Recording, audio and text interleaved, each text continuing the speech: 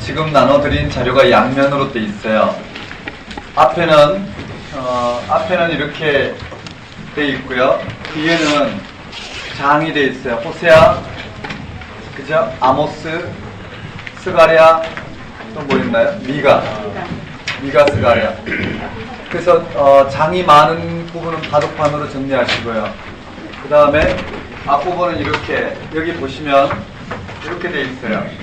호세아, 이렇게 호세아, 요엘, 아모스, 맞죠? 이 순서가 그대로 이렇게 눈에 익혀져야 되겠고요. 그리고 나서 호세아 하면 어떻게? 뒷면으로 가야 돼요. 호세아 하면 장이 많기 때문에 뒷면으로 가고요. 요엘, 아모스는 아모스 뒷면으로 가야 돼요. 오바댜, 요나, 이 장이 작잖아요. 미가는 미가 뒷면으로 가야 되고요. 나움, 하박국, 스바냐, 학계, 스가랴는 14장까지니까 뒤로 가는 거예요. 이 정도로 보면 될 것 같아요. 되셨나요? 네. 장 구분하는 거는 뭐냐면요. 장 구분하는 건 호세아, 아모스, 그 다음 미가, 그 다음에 스가랴 정도만 보면 될 것 같아요. 그 뒷면에 돼 있고요. 그래서 지금부터 정리하는 거는 시험 때까지 그대로 눈에 익어서 아까 전에 우리 요한계시록을 봤는데 요한계시록을 이렇게 개괄적으로 다뤄놓고 성경을 읽으면서 거기다 표시를 해놨단 말이에요. 단권한 기출문제를 다 정리하면, 그리고 기출문제 전후해서 본인의 눈에 잡히는 대로 정리를 했어요. 그러면 눈에 어디에 뭐가 있는지 들어오게 되죠. 한번 볼까요? 백보자 심판이 어디 있었나요? 20장. 그러니까 머리로 외우는 게, 그냥 장으로 외우는 게 아니라 어디쯤인지 이해되시잖아요. 네. 예루살렘, 저기 뭐죠? 네, 어린 양의 혼인잔치. 19장. 할렐루야 찬양. 19장. 이해되시죠? 예. 그 다음에, 백보자 심판, 그 다음에, 첫째 부활, 둘째 사망. 20장, 21장까지 둘째 사망 나왔죠. 정리를 조금만 하면 될 거예요. 무슨 말 하는지 대충 들으면, 네, 그 내용은 쉽게 정리가 될 거예요. 제가 요한계시록을 좀 풍성하게 다루고 싶었는데, 그렇게 못했지만, 아마 요한계시록이 지금 뭘 말하고 있는지는 이해되시고, 무시무시한 이런 게 아니라 생명의 세계에 대해서 얼마나 철저하게 조명해놓고, 하늘의 통치가 이 땅 가운데 예수 그리스도를 통해서 어떻게 임하였는지를 우리가 지금까지 살펴왔던 참된 생명의 세계에 얼마나 실질적인 이런 구체적인 표현으로 우리에게 주어졌는지 이런 걸 알 수가 있단 말이에요. 예를 들어 보셔요. 로마서 말씀은 어떨까요? 로마서 말씀은 굉장히 율법과 복음의 비교를 하면서 예수 그리스도 십자가 사건과 부활 사건, 그게 임한 하나님의 통치가 화평이라든지요. 맞죠? 죽음의 권세로부터 자유, 죄의 권세로부터 자유, 율법의 권세로부터 자유, 성령 안에서 이미 우리는 이와 같이 하나님의 영광의 자리에 임하였다는 것을 갖고 설명했다면, 요한계시록은 뭘까요? 생생하게 손에 잡히는 이 땅의 통치에, 이 땅에 일어나고 있는 이러한 권세 잡은 자들의 실질적인 권세에 대한 부분들을 하늘나라와 유비시켜서 너무나 생생하게 언급했기 때문에 똑같은 메시지인데 좀 다르게 전해지고 있죠. 이런 표현을 조금만이라도 생각을 하고 읽으면 계시록이나 이런 데 우리는 이렇게 매몰되지 않을까. 너무 안타까운 것 같아요. 그런 면. 왜 복음을 못 듣고 엉뚱한 오늘 우리의 복음이 아닌 이러한 영적인 현상에 매여갖고 왜 그렇게 자유하지 못하는지. 이게 너무나 어려운 시대가 됐어요. 제가 이렇게 말씀을 드리고 우리가 서신서 그 로마서부터 지금까지 쭉 살펴봤지만 무슨 말을 하는지 드러나는 거 분명해요. 이렇게 드러나는데도요, 여러분들이 어떤 신앙 전통이 있으냐에 따라서 여러분의 생각이 자유롭지 못하는 건 너무나 잘 알아요. 저도 그런 시기를 지났고 지금 또 그럴지도 몰라요. 그만큼 우리는 어떠한 것에 딱 붙들리면은요, 자유하기가 그렇게 힘들다라는 거예요. 그래서 늘 말씀이신 예수 그리스도의 십자가 사건과 부활 사건에 순종하지 않으면 우리의 삶은 너무나 율법주의적이나 열광주의 이런 영적인 현상으로 영적인 현상, 즉 영적 체험적 현상으로 우리는 빠지기 쉽겠다 이렇게 볼 수 있을 거예요. 오늘 이제 소예언서를 들어가요. 분량이 작아서 소예언서죠. 예언자들의 활동은 다 똑같았을 텐데요. 우리에게 남아있는 예언의 말씀들이 다니엘까지는 연서라 그러고요. 그 다음 호세아부터 말라기까지를 소연서라고 해요. 이 부분 오늘 좀 살펴볼 거예요. 오늘 정리하는 것으로 시험장까지 이렇게 가져갈 수 있도록 완성도 있게 하셨으면 좋겠다 싶어요. 식사는 맛있게 하셨습니까? 예. 저는 한 주간 얼마나 바쁜지요. 새벽에 기도 끝나고 새벽 기도회 끝나고 아침 운동하고 밥 먹고 교회 오면 속으로 믿죠. 그럼 이제 밥을 먹어야 되는데 일주일 동안 이렇게 앉아서 밥을 먹어본 적이 없는 것 같아요. 늘 그 시간에 상담이 주어져 갖고 1시간짜리 2시간, 3시간 누구냐면 대체로 낭망한 그리스도인들이 너무나 갈급한, 그리고 제가 있는 곳이 노원구인데 노원구에 교회는 다 꿰고 있어요. 거기에서 너무나 힘겨운 거예요. 복음을 듣고 싶은데 복음이 아닌 건 분별해요. 그런데 막상 분별하지만 복음이 뭔지를 모르니 복음 아닌 현상을 통해서도 복음을 들을 수 있을 텐데요. 맞죠? 오늘 우리 가운데 들은 복음이 우리 가운데는 끊임없이 복음이 아닌 이야기를 듣더라도 윤리적인 설교를 하더라도 복음이 뭔지를 분별하며 내게 임한 하나님의 은혜가 얼마나 큰지 그걸 누릴 수 있을 텐데 복음이 뭔지에 대해서 눈을 못 뜨니까 그렇게 한 2시간, 3시간 동안 교회를 비판하는 이야기를 여러분 들으면 어떻게 될까요? 저는 이제 좀 벗어나십시오. 이렇게 한 몇 마디밖에 못하고 2시간 반 넘었겠죠. 이렇게 듣는데 노원구에 있는 교회는 제가 다 눈에 보네요. 그렇지만 그렇게 판단하시는 분도 어떻게 해요? 복음의 깊이를, 복음의 능력을, 복음의 뿌리를 못 내리고 있기 때문에 복음이 뭔지는 알고 그렇지만 막상 어떻게 해요? 복음이 가려져서 너무나 힘겨운 거예요. 이걸 어떻게 해야 될까요? 이런 분들 몇 분 이렇게 들으면 너무나 힘겨운 거예요. 그렇죠? 그런 것으로 한치도 영적으로 한자도 잘할 수 없을 텐데 복음을 들어야지. 복음이 영적 각성제, 즉 영적으로 깨어있게 만드는 하나님의 능력됨일 텐데 이런 것들이 우리 가운데는 날마다 들려야 되고 매일매일 삶 속에 복음의 능력이 내 가운데 이 영적인 부분들을 열어내야 될 텐데 그렇지 않으면 그와 같은 상황에 빠지는 거예요. 그래서 매일 한 분 내지 두 분, 요즘 더 그런 것 같아요. 이제 연말이 가까워 가니까 사람들이 교회에 적응했다가 너무나 힘겨운 상태에서 이렇게 상담을 해요. 그렇지만 방법은 없어요. 교회를 옮긴다 해서 해결되는 문제도 아니고 복음만이 거하면 어떤 교회에서나 하나님 은총의 이 깊이를 맛볼 수 있기 때문에 거기에서 해결을 해야 되었습니다. 어쨌든 이리저리 하다 보니까 오늘 아침에는 강의를 하려고 그래서 이제 옷을 입었는데 맞는 옷이 없어요. 이제 살이 한 10kg가 정확히 빠졌어요. 8월 20일부터 시작했으니까 한 3개월 됐죠. 고생해서 빠진 건 아니고 이리저리 이렇게 부딪혀서 한 학기 오면서 또 올해는 되짚어 보니까 겨울에 책을 만들었거든요. 그렇죠? 올해 2월에 3월에 맞춰서 책을 내려고 책을 만들었는데 이게 시행착오도 있고 이게 쉽지가 않았어요. 며칠 거의 아마 아시는 분들은 잘 알 거예요. 낮에 속으로 하고 밤에는 꼭 밤을 새서 제가 원고를 이렇게 만져야지 또 작업을 하니까 그럼 또 낮에 하고 뭐 이렇게 신약 끝났나 싶으면 구약 끝났나 싶으면 신약 오고 이렇게 해서 전반기는 바쁘게 보냈고 후반기는 또 이 복음의 깊이를 좀 드러내고자 강의를 끌었는데 진도에 좀 쫓기는 감이 있었지만 여기까지 왔어요.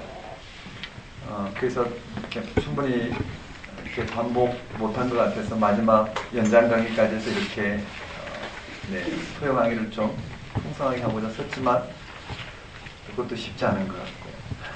그렇지만 여기까지 왔어요. 오늘 이후에 3번 남았나요? 맞죠? 성문서, 역사서, 율법서. 한 번 더 남았네. 복음서. 맞나요? 네. 그 중에 계획된 대로 11월 말까지 오전 오후가 있기 때문에 아마 진도는 다 잡아가리라 생각해요. 우리가 중점적으로 다뤘던 부분들은 빼고 약한 부분들 위주로 이제 앞으로 진행할 텐데 제 상황은 그렇게 해서 여기까지 왔어요. 여러분도 우리 잘 마무리했으면 좋겠다 싶습니다. 잠이 다 깼으면 좋겠습니다. 자, 우리 소예언서를 어떻게 다뤄야 될까 한번 볼까요?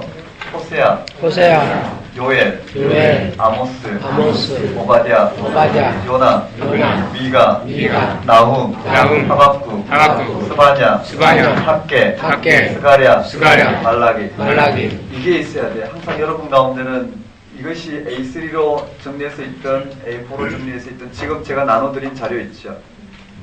없나요? 자료 못 받으셨어요? 남은 것 좀 앞으로 주시겠어요? 뒤에 남아있죠? 네, 앞으로 좀 보내주시면. 여기 앞에 못 받으신 분들이에요. 여러분, 이렇게 한번 자료를 보시고, 네, 앞으로 보내시면, 네.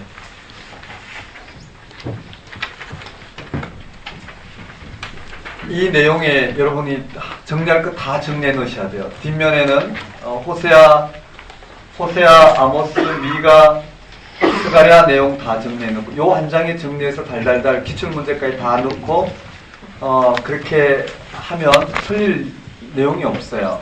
근데 이걸 혼돈하게 되면 굉장히 힘겹고 공부가 오래 되겠죠. 오늘 정리하는 걸로 마무리하셨으면 좋겠어요. 한번 따라해 봅시다. 호세아. 머릿속에 외워보셔야 돼요. 한번 따라해 봅시다. 호세아. 요엘. 아모스. 오바댜. 요나. 미가. 나훔. 하박국. 스바냐. 학개. 스가랴. 말라기. 자, 그럼 호세아부터 한번 들어가 봅시다. 호세아 이렇게 전체 14장까지 펼쳐져 있어요. 그런데요, 구약을 보면 어떻게 설명해야 될까요? 한번 따라해 봅시다. 다윗 시대를 지나가서 솔로몬 시대가 되고요. 솔로몬 시대가 나눠지죠. 북이스라엘, 남유다로 나눠져요. 북이스라엘의 여로보암이 한번 따라해볼까? 여로보암부터 시작하고 남유다는 르호보암이에요. 르호보암부터 시작해서 여로보암 여기 히스기야 시대에 여기 호세아 왕 때예요. 호세아 왕 때 BC 721년 721 내지 2년에 여기서 멸망해요. 북이스라엘이 멸망하고 그게 여기까지가 남북 유다가 되겠죠. 여기는 통일 왕국이 되겠고요. 예. 맞죠? 예. 그리고 히스기야 시대부터 시작해서 남유다가 돼요. 히스기야 시대부터 쭉 아히, 무, 아, 요 이렇게 되죠. 히스기야, 므낫세, 아하스, 네, 잠깐. 아하스는 앞이죠. 히스기야, 므낫세, 아몬, 요시야, 그 다음에 여호아하스, 여호야김, 히스기야 해서 남유다 잔존기가 이렇게 나와요. 맞죠? 남유다 잔존기가 이렇게 나와요. 이 시대의 열왕기에 보면 이게 다 열왕기 전통이기 때문에요. 예언자들은 신명기적 내 전통에서 이스라엘 백성 역사를 판단하고 거기다 예언을 줬는데 어려운 말들 빼셔도 돼요. 여기 솔로몬 시대부터 통일 왕국이에요. 여기는 남북으로 나눴죠. 분열 왕국이고 여기는 남유다 잔존기예요. 핵심이 뭐냐면은요. 예언자들의 예언의 근거가 어디 있느냐면은 하나님의 계시 사건이 있어요. 다시 말씀드리면 오늘 저와 같이 전문적인 이 설교자들이 설교한 설교의 근거는 하나님의 계시 사건이 있어요. 예수 그리스도의 십자가 죽음과 부활 사건이 근거해서 하나님 나라를 이 땅 가운데 온전하게 정하는 거예요. 이 당시도 마찬가지예요. 이렇게 한번 볼까요? 여호와 하나님께서 간단한 근거만 볼게요. 깊이 있게 볼 수는 없고 여호와 하나님께서 이스라엘 백성들에게 땅을 선물로 주셨어요. 그리고 이 백성들로 하여금 여호와 하나님만을 섬기도록 불러주셨단 말이에요. 다시 말씀드리면 이 백성의 근거는 이 땅에서 잘 먹고 잘 사는 게 아니라 이 땅의 가치관을 쫓아서 거기에 그 생명을 들여서 그 삶을 이루는 것이 생명이 아니라 이 백성은 하나님이 계시한 하나님 앞에 서는 거예요. 이 백성의 존재 근거는 이 백성이 이스라엘 백성이 했을 때 이스라엘 백성의 존재 근거는 오직 여호와 하나님이에요. 한번 따라해 볼까요? 하나님은 역사의 주권자이시다. 이스라엘 역사 가운데 하나님 당신을 계시하시고 이 땅에 오늘 우리 신약에 보면 생명을 들여서 이 가운데 동그라미가 됐죠. 이와 같은 삶을 성취한 삶을 사는 이런 삶의 하나님께 불러주시고 어떻게 해요? 이 땅 가운데 당신이 드러내시고자 하는 당신이 드러내시고자 하는 하나님 나라를 이루는 것이 이스라엘 백성들을 부르신 이유예요. 다시 말씀드리면 이 이스라엘 백성들의 존재 근거는 바로 여호와 하나님이에요. 맞나요? 예. 이들이 여기서 어떻게 살든 이 땅에서 굶어 죽더라도 이 백성의 존재 근거는 여호와 하나님이셔요. 이해되시죠? 예. 이 여호와 하나님이 즉 이 백성의 존재 근거는 여호와 하나님인데 그걸 어떻게 알 수 있느냐면 이 백성의 존재 근거를 여호와 하나님으로 삼느냐 삼지 않느냐는 이 가나안 땅에서 풍요와 다산을 누리느냐 안 누리느냐 이와 같은 그 시대적 가치를 쫓아가느냐 아니냐. 예를 들어서 나라를 지키기 위해서 이 왕위를 유지하기 위해서 또는 왕국을 유지하기 위해서 또는 이 부와 영광을 누리기 위해서 이와 같은 땅에서 살아가는 이와 같은 걸 누리기 위해서 이 백성들이 우상을 섬김으로 말미암아 그들의 머릿속에 이것이 이 땅이 절대적인 거예요. 그래서 이 땅에서 왕위를 지키고 왕국을 지키는 이 일이 절대적이고 나머지는 이 신이 이것을 지켜주도록 이들이 우상을 섬기는 이런 형태는 이 땅의 삶의 방식이에요. 맞죠? 이걸 우상숭배라고 그래요. 바알이 되었든 여호와 하나님이 되었든. 근데 하나님은 어떻게 해요? 이것이 존재 근거가 아니라 이것이 이들의 근거 생명의 토대가 아니라 하나님은 어떻게 해요? 당신이 생명의 토대인 거예요. 이스라엘 백성들에게 그것을 계시하시고 언약을 맺었단 말이에요. 그러니까 어떻게 해요? 이스라엘 백성들이 이 땅을 유지하는 게 그리고 이 땅에서 살아남는 게 핵심이 아니라 이 백성들이 여호와 하나님만을 섬기는 거예요. 하나님께 생명의 토대가 있다는 건 다른 말로 하나님이 당신을 계시하시고 언약을 맺었단 말이에요. 이 백성들이 하나님의 율법을 지키는 것이 그들의 생명 사건이에요. 여기에서는요. 하나님을 존재 근거로 삼는다는 것, 역사의 주권자이신 하나님을 받아들이고 하나님 앞에 순종한다는 것은 곧 하나님 당신을 계시하신 이 율법을 순종하는 것이었어요. 오늘 우리는 뭘까요? 오늘 우리는 하나님 계시가 예수 그리스도에게 나타났단 말이에요. 맞죠?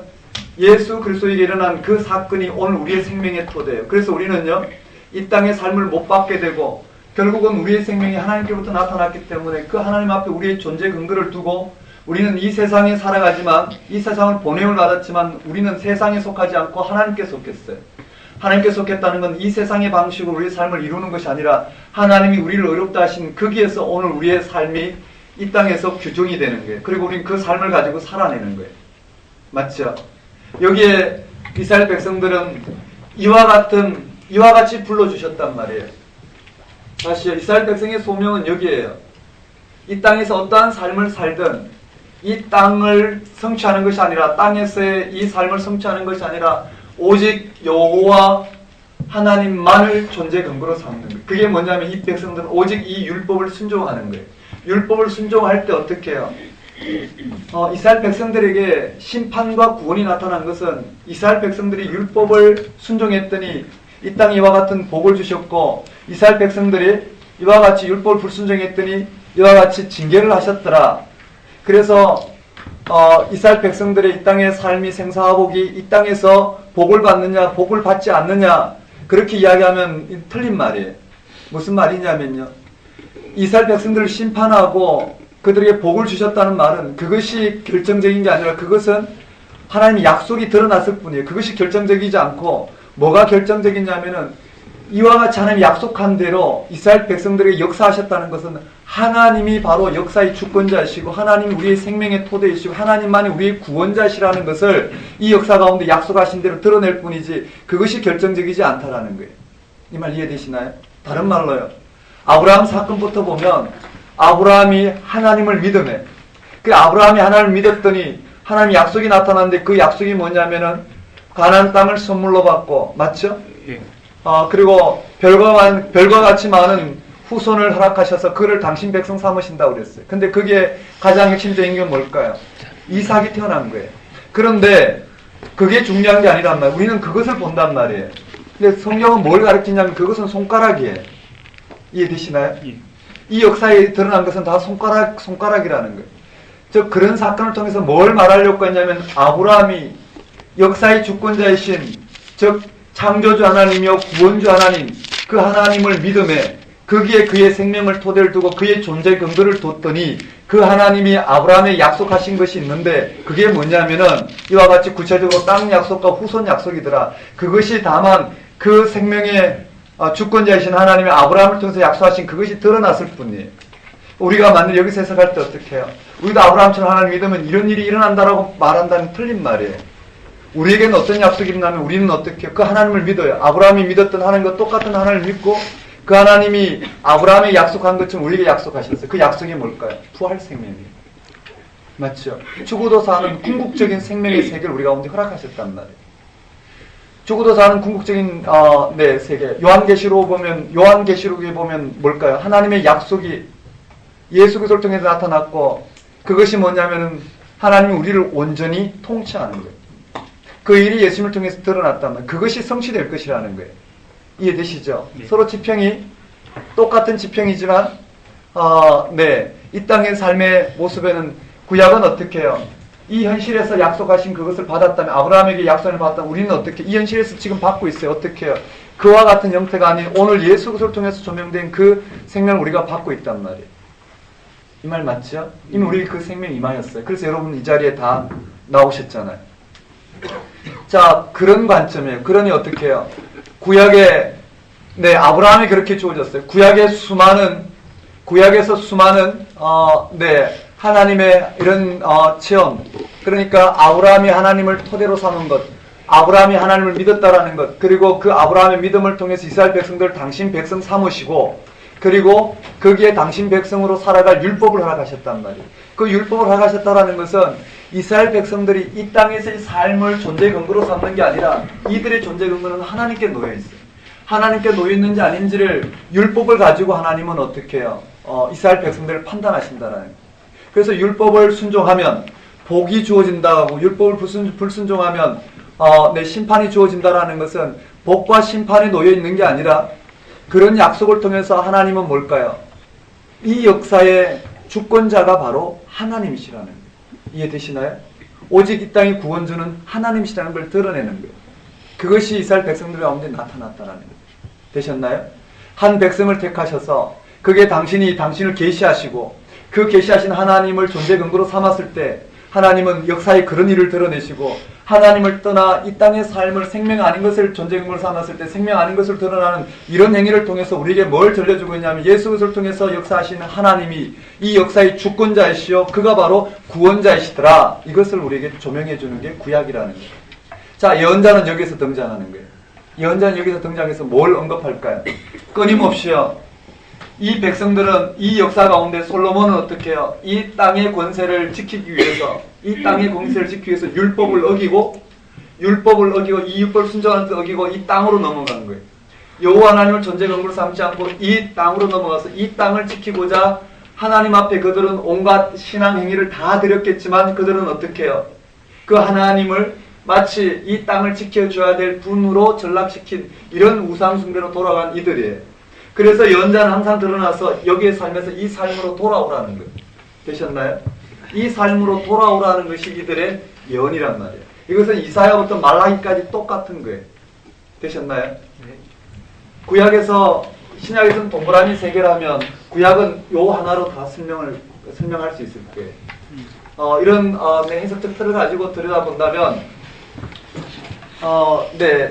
해석적 틀을 가지고 들여다본다면 여기에 지금 요 시대는 제가 구분하지 않고 요 시대에 이 시대에 누가 등장하냐면은 8세기에 호세아라는 선지자가 등장하는데 여기 남유다에 한번 따라해 볼까요? 운요아히, 즉 우시야, 요담, 아하스, 히스기야. 그 다음에 북이스라엘은 여로보암이 있어요. 한번 따라해 볼까요? 여로보암. 맞죠? 지금 그렇게 돼 있죠. 운요아히, 거기 운요아히, 그리고 요아스의 아들 여로보암이 이스라엘 왕이 될 때 두 가지로 나타나요. 북이스라엘은 여로보암이고 남유다는 이럴 때에 연이 등장하는데 어떤 연이 등장하냐면 여기에요. 뭐가 문제냐면은 전체 시대적 상황을 다시 한 번 더 설명해 보면 여기에 뭐가 등장하냐면은요. 제가 어디다 지도를 그릴까요? 이렇게 그냥 간단하게 그려볼게요. 여기는 애굽이에요. 이 시대는 여기 아수르예요. 여기가 바로 남북 유다로 나눠졌어요. 이쪽에는 북이스라엘이고 이쪽엔 남유다란 말이에요. 그래서요, 북이스라엘이든 남유다든 다 어떻게 해요? 이 나라를 지키기 위해서는 이 땅을 선물로 주신 여호와 하나님께로 돌아와야 돼요. 여호와 하나님께 돌아오고 이 땅의 삶이 이런 강대국으로 인해서 곤고해지더라도 결국은 역사의 주권자이신 하나님이 이런 아수르와 애국을 심판하실 거고 이스라엘 백성들을 하나님의 백성으로 온전히 세우실 것이라는 것을 예언을 하는 거예요. 그러니까 어떻게 해요? 그런데도 남유다와 북이스라엘은 솔로몬 이후부터 어떻게 해요? 이 아수르와 동맹하거나 아니면 애국과 동맹해서 아수르와 동맹하거나 여기 한번 볼까요? 한번 따를까? 아하스 왕 때 어떤 일이 벌어졌느냐면요. 이 북이스라엘과 여기 아람 왕이 이 애굽과 동맹을 해서 이 남유다를 치고자 했고요. 남유다의 아하스 왕은 이 아수르와 동맹해서 이들을 막으려고 했어요. 이런 격변기 가운데 예언자들이 나타나서 무슨 예언을 했느냐면은 북이스라엘은 남유다든 무슨 예언을 했느냐면은 이런 아수르와 애국과 동맹해서 이 땅을 지키고자 하는 것은 곧 음행한다고 그랬어요. 이해되시나요? 음행한다고 그랬어요. 왜냐하면 여호와 하나님이 땅을 선물로 주시고 이 백성들이 하나님 한 분만을 전심으로 섬기면 즉 율법을 온전히 준수하면 거기에 이 말은 무슨 말이냐면 율법주의가 아닌 율법을 준수한다는 것은 그들의 생존의 토대를 하나님께 두는 거예요. 하나님의 계시의 말씀에 두는 거예요. 그 하나님 계시의 말씀에 두는 이러한 삶을 통해서 하나님은 약속한 대로요. 이 약속을 뭐라고 했느냐면은 다윗 언약에서 하나님 다윗 언약에서도 약속하셨고 아브라함의 언약에서도 약속하셨고 모세를 통해서 약속하셨어요. 그리고 이사야에 보면 임마누엘 하나님이 계시되어 있단 말이에요. 그런 것처럼 하나님께 돌아오면 이 하나님이 이들의 운명을 책임지신다고 그래요. 그런데 이 백성들은 끊임없이 어떻게 나라를 지키기 위해서 음행하는 거예요. 오직 이 땅을 지키고자 율법을 어기면서 이 백성들을 통치하고 이와 같이 땅의 풍요와 다산을 위해서 특히 여기 우시아 왕은 제위기간 52년 동안에 약 52년 동안에 이스라엘 역사 가운데 객관적인 역사 가운데 오늘 우리나라로 말하면 박정희 대통령과 같을까요? 경제 대국으로 만들었어요. 그렇지만 역사에는요 악한 왕, 가장 악한 왕으로 기록된단 말이에요. 그런 것처럼 이 부국강등하기 위해서 이 땅을 지키기 위해서 그들이 행했던 이 땅의 삶의 자리는 결국은 하나님의 정의와 공의를 파괴하고 인간의 이 죄악된 산만을 이 땅의 가치를 받아들이고 이 땅을 지킴으로 말미암아 하나님 백성으로서 하나님을 떠난 이와 같은 삶, 이런 형태의 삶에서 예언자들이 등장해서 이 삶으로 인도하는 것이 바로 이 예언서의 특징이라는 거예요. 이해되시나요? 예. 자, 이런 전체적인 분위기를 안고 들어가는 거예요. 남북 유다 때는 특히 이런 분위기겠죠. 아수르와 애굽이에요. 그 다음에 히스기야 왕이 끝난 이후에는 이 아수르 왕이 아니라 바벨론이 되겠죠. 바벨론이 되는 이런 형태를 가지고 한번 들어가 봅시다. 자, 이런 형태의 이스라엘 백성들이 여호와 하나님을 떠나서 이방과 동맹하는 이것을 뭐라고요? 음행이라고 해요. 이해되시죠? 한번 따라해볼게요. 음행. 이런 부분을 가지고 예언자들이 예언한 형태가 다양하게 나오는데요. 자, 호세아 왕이에요. 좀 빠르게 봐야 되는데요. 제가 전체 인각만 잡고 그냥 우리 교재를 가지고 정리할게요. 한번 따라해 보겠습니다. 심판과 구원. 자, 이렇게 돼요. 첫 번째 1장, 2장, 3장이 하나의 예언이에요. 1장, 2장, 3장이 하나의 예언이에요. 한번 따라해 볼까요? 심판과 구원. 심판과 구원. 자, 1장, 2장, 3장의 전체 심판과 구원을 여기다 이야기하고 있어요. 그리고 이 심판과 구원이 좀 더 상세하게 들어가는 거예요. 한번 따라해 볼까요? 심판. 여기에 1장, 2장이 심판이라면 이 심판이 여기에 구원으로 향해 가는 거예요. 한번 따라해 볼까요? 구원. 그래서 구약의 심판이 구체적으로 뭘 말하는지를 봐야 돼요. 한번 따라해 볼까요? 구원. 그 다음에 4장이 심판이에요. 한번 따라해 볼까요? 심판. 이 심판의 내용이 쭉 나와서 결국은 어디로 가냐면은 11장이 구원으로 가요. 한번 따라해 볼까요? 구원. 여기 구원으로 가고요. 그 다음에 구원으로 가죠. 11장에. 그 다음에 12장부터 14장까지인데요. 여기도 마찬가지예요. 한번 따라해 볼까요? 심판. 여기도 심판에서 어디로 간다고요? 구원으로 가요. 한번 따라해 볼까요? 구원.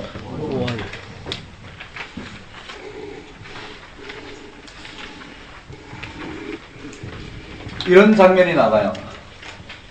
이게 호세아의 특징이에요.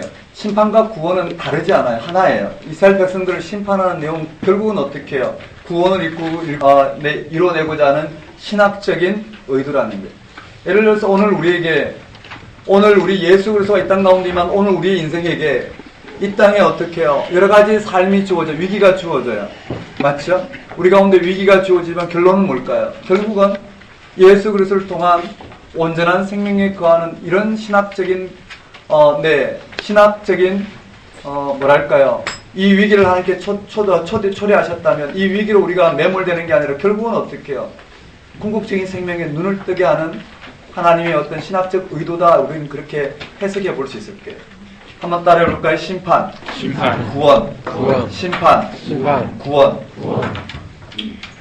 자, 큰 틀은 그렇게 잡고요.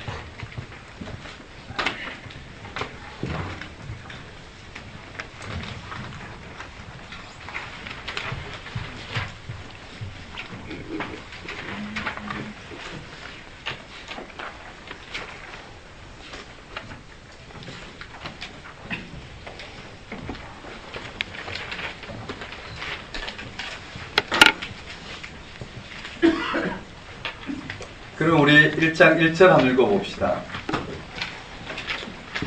어디 있나요? 교재는 없나요? 교재 좀 생략됐나요? 다 들어가 있나요?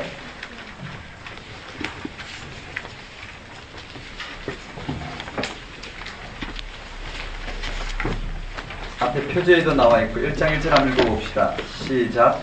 우시아와 요담과 아스와 이스기야의 유다 왕이 된지 우시아의 아들 여로보암이 이스라엘 왕이 됐을 때 부엘의 아들 호세아에게 있는 거의 같습니다. 우리 쭉 한번 볼까요? 이 전체 표에 아마 한 번에 정리하면 다 되지 않을 것 같은데 한번 보겠습니다. 그게 호세아의 관화예요. 유다 왕은 언제 때인가요? 한번 따로 운요아히. 여기에 호세아의 관하인데 여기 유다 왕은 웃요아히예요. 한번 따로 우시아, 유다, 아하스, 이스기야. 그 다음에 이스라엘이에요. 북이스라엘 왕은 여로보암이에요. 한번 따라해 봅시다. 여로보암. 이 왕 때에 부엘이 아들 호세아예요. 한번 따니까 부엘이. 네, 부엘이의 아들 호세아예요. 자, 연이 일어나는데요. 네, 호세아 내용은 대충 아니까 그냥 쭉 흐름만 잡아봅시다. 2절에 여호와께서 호세아에게 이르시되 너는 가서 음란한 여자를 맞이하여 음란한 자식을 낳으라. 이 나라가 여호와를 떠나 크게 음란하니라 하시니. 핵심은 저게 여호와를 떠나서 이 땅을 지키고자 이방과 동맹한 것 때문에 실제로 이런 호세아의 구체적인 예언 사역을 통해서 이스라엘이 지금 여호와 앞에서 어떤 자리에 있는지를 보여주고 하나님의 심판이 어떻게 이스라엘 백성들한테 임하였고 그들이 하나님께 돌아오려면 어떻게 해야 되는지를 언급하고 있는 장면이에요. 자, 3절에 보면 그 음란한 여인을 데려라. 한번 따라볼까? 호세아. 여기 호세아가 누구요? 고멜과 결혼하죠. 한번 따라볼까요? 고멜. 고멜과 결혼해서 거기에 이스라엘 한번 따라볼까요? 이스라엘. 네, 아들 이스라엘을 낳아요. 한번 따라해봅시다. 이스라엘. 그 다음에 또 딸 로루하마. 한번 따라해볼까요? 로루하마를 낳고 그 다음에 로암미를 낳아요. 이렇게 네, 2남 1녀인가요? 그렇게 낳죠. 자, 고멜인데요. 디블라임의 딸 고멜을 맞이하였더니 고멜이 임신하여 아들을 낳음에 여호와께서 호세아에게 이르시되 그의 이름을 이스라엘이라 하라. 조금 후에 내가 이스라엘의 피를 여호와의 집에 갚으며 이스라엘 족속의 나라를 피할 것이라. 이스라엘은 뭘까요? 유혈의 장소이죠. 자, 로루하마예요. 로루하마. 그러니까 고멜이 또 임신하여 딸을 낳음에 여호와께서 호세아에게 이르시되 그 이름을 로루하마라 하라. 로는 낫이라는 뜻이죠. 노라는 뜻이죠. 내가 다시는 이스라엘 족속을 긍휼히 여겨서 용서하지 않을 것이라. 한번 따라해볼까요? 긍휼히 여김을 받지 못한 자 로암미 내 백성이 아니라. 네, 이렇게 호세아의 구체적인 삶을 들어서 예언하게 해요. 근데 여기에 간단하게 이렇게 심판이 언급되어 있고요. 여호와 앞에서 이렇게 심판이 언급되어 있어요. 그렇지만 이 전체 심판과 구원의 틀에서 간단하게 여기에 구원이 잠깐 언급되어 있어요. 구원이 선포가 있는데 이 심판한 이유가 잠깐 설명되는데요. 그게 10절이에요. 그러나 이스라엘 자손의 수가 바닷가의 모래같이 되어서 헤아릴 수도 없고 셀 수도 없을 것이며 전에 그들에게 이르기를 너희는 내 백성이 아니라 한 그곳에서 그들에게 이르기를 너희는 살아계신 하나님의 아들들이라 할 것이라. 이에 유다 자손과 이스라엘 자손이 함께 모여 한 우두머리를 세우고 그 땅에서 올라오리니 이스라엘의 날이 클 것임이라. 네 형제에게 암미라 하고 네 자녀에게 루하마라 하라. 되셨나요? 네. 그렇게 돼 있어요. 2장 1절까지요. 그래서 어떻게 나중에 구원이 이룰 거라는 게 나중에 그러나 이스라엘 자손 수가 이렇게 돼 있어요. 나중에는 구원이 이르게 될 것이라는 게 한번 따라해 볼까요? 내 하나님의 아들들. 하나님의 아들들. 그래서 여기에요. 이스라엘이 하나님의 아들들을 이끌 받을 거 루하마가 되는 거예요. 한번 따라해 루하마. 그 다음에 암미. 네, 암미라 일컬음을 받을 것이다. 그 암미 루하마라 하게 될 것이다. 이런 구원에 대한 예언이 잠깐 언급돼요. 이렇게 심판한 이유는 이런 구원을 위해서 그렇다는 걸 밝히고 심판이 본격적으로 들어가요. 네, 2장 2절부터 13절까지는요. 실제로 어떻게 해요? 심판의 내용이에요. 한번 따라해볼까요? 남편과 아내. 실제로 이렇게 언급되어 있고 예언되어 있고 여기 남편과 아내의 비유를 통해서 하나님의 사랑을 언급하고 있어요. 거기에 뭐라고 되어 있느냐면 2절 내용을 밑줄 긋고요. 그럼 한번 읽어볼까요? 2절요. 2장 2절 읽어보겠습니다. 시작. 영원히와 언제라고 논쟁하라. 그는 내 아니요 나는 그의 아들이 아니라. 그가 그의 나를 제하게 하고 그 유방 사이에서 우리를 제하게 하라. 여기에 논쟁하라는 거예요. 변론해보자. 지금 이스라엘을 데리고 법정으로 데려가는데요. 간단하게 볼게요. 너희 어머니와 논쟁하라. 그는 내 아내가 아니요 나는 그 남편이 아니라. 그게 중요하다라는 거예요. 한번 따라해볼까요? 내 아내가 아니요 남편이 아니라. 그가 그의 얼굴에서 음란을 제하게 하고 그 유방 사이에서 음행을 제하게 하라. 이것이 지금 이와 같이 호세아를 통해서 예언하게 한 이유예요. 어쨌든요 여기에 아내와 남편을 들어서 여호와께서 말씀하고 있는 거예요. 여기는 호세아가 고멜을 취하는 걸 통해서 음란한 여인을 취해서 음란한 자녀를 낳는 것을 통해서 이스라엘 백성들과 하나님 관계 어떤 관계를 밝히고 있고 여기는 남편과 아내의 비유를 통해서 있어요. 한번 따라볼까요? 남편과 아내. 네, 거기에 내 아내가 아니요 난 그의 남편이 아니라 그래 놓고요. 한번 따라볼까요? 음행을 제거하라. 네, 여기에 아내의 음행을 제하게 하라. 이 음행을 제하게 하라. 음행이 뭔지가 언급되어 있어요. 3절에 징계가 나오죠. 그렇지 아니하면 내가 그를 발가벗겨서 그 나던 날과 같게 할 것이요 그러 광야같이 되게 하며 마른 땅같이 되게 하여 목말라 죽게 할 것이며 내가 그의 자녀를 긍휼히 여기지 아니하리니 이는 그들이 음란한 자식들임이라. 이렇게 되어 있어요. 되셨나요? 저 음란을 제거하지 않으면 그들 발가벗은 날처럼 되돌리겠다라는 말씀을 줘요. 어떤 내용인지 2장 3장만 보고 나머지는 이제 그 내용을 부연 설명하는 거기 때문에. 자, 한번 보면은요 5절에 죄의 내용이 나와요. 거기 한번 따라해 봅시다. 죄의 내용, 죄에 대한 심판, 죄의 내용, 죄에 대한 심판, 죄에 대한 내용, 죄에 대한 심판. 그렇게 되어 있죠. 구체적으로 안 보셔도 되지만요.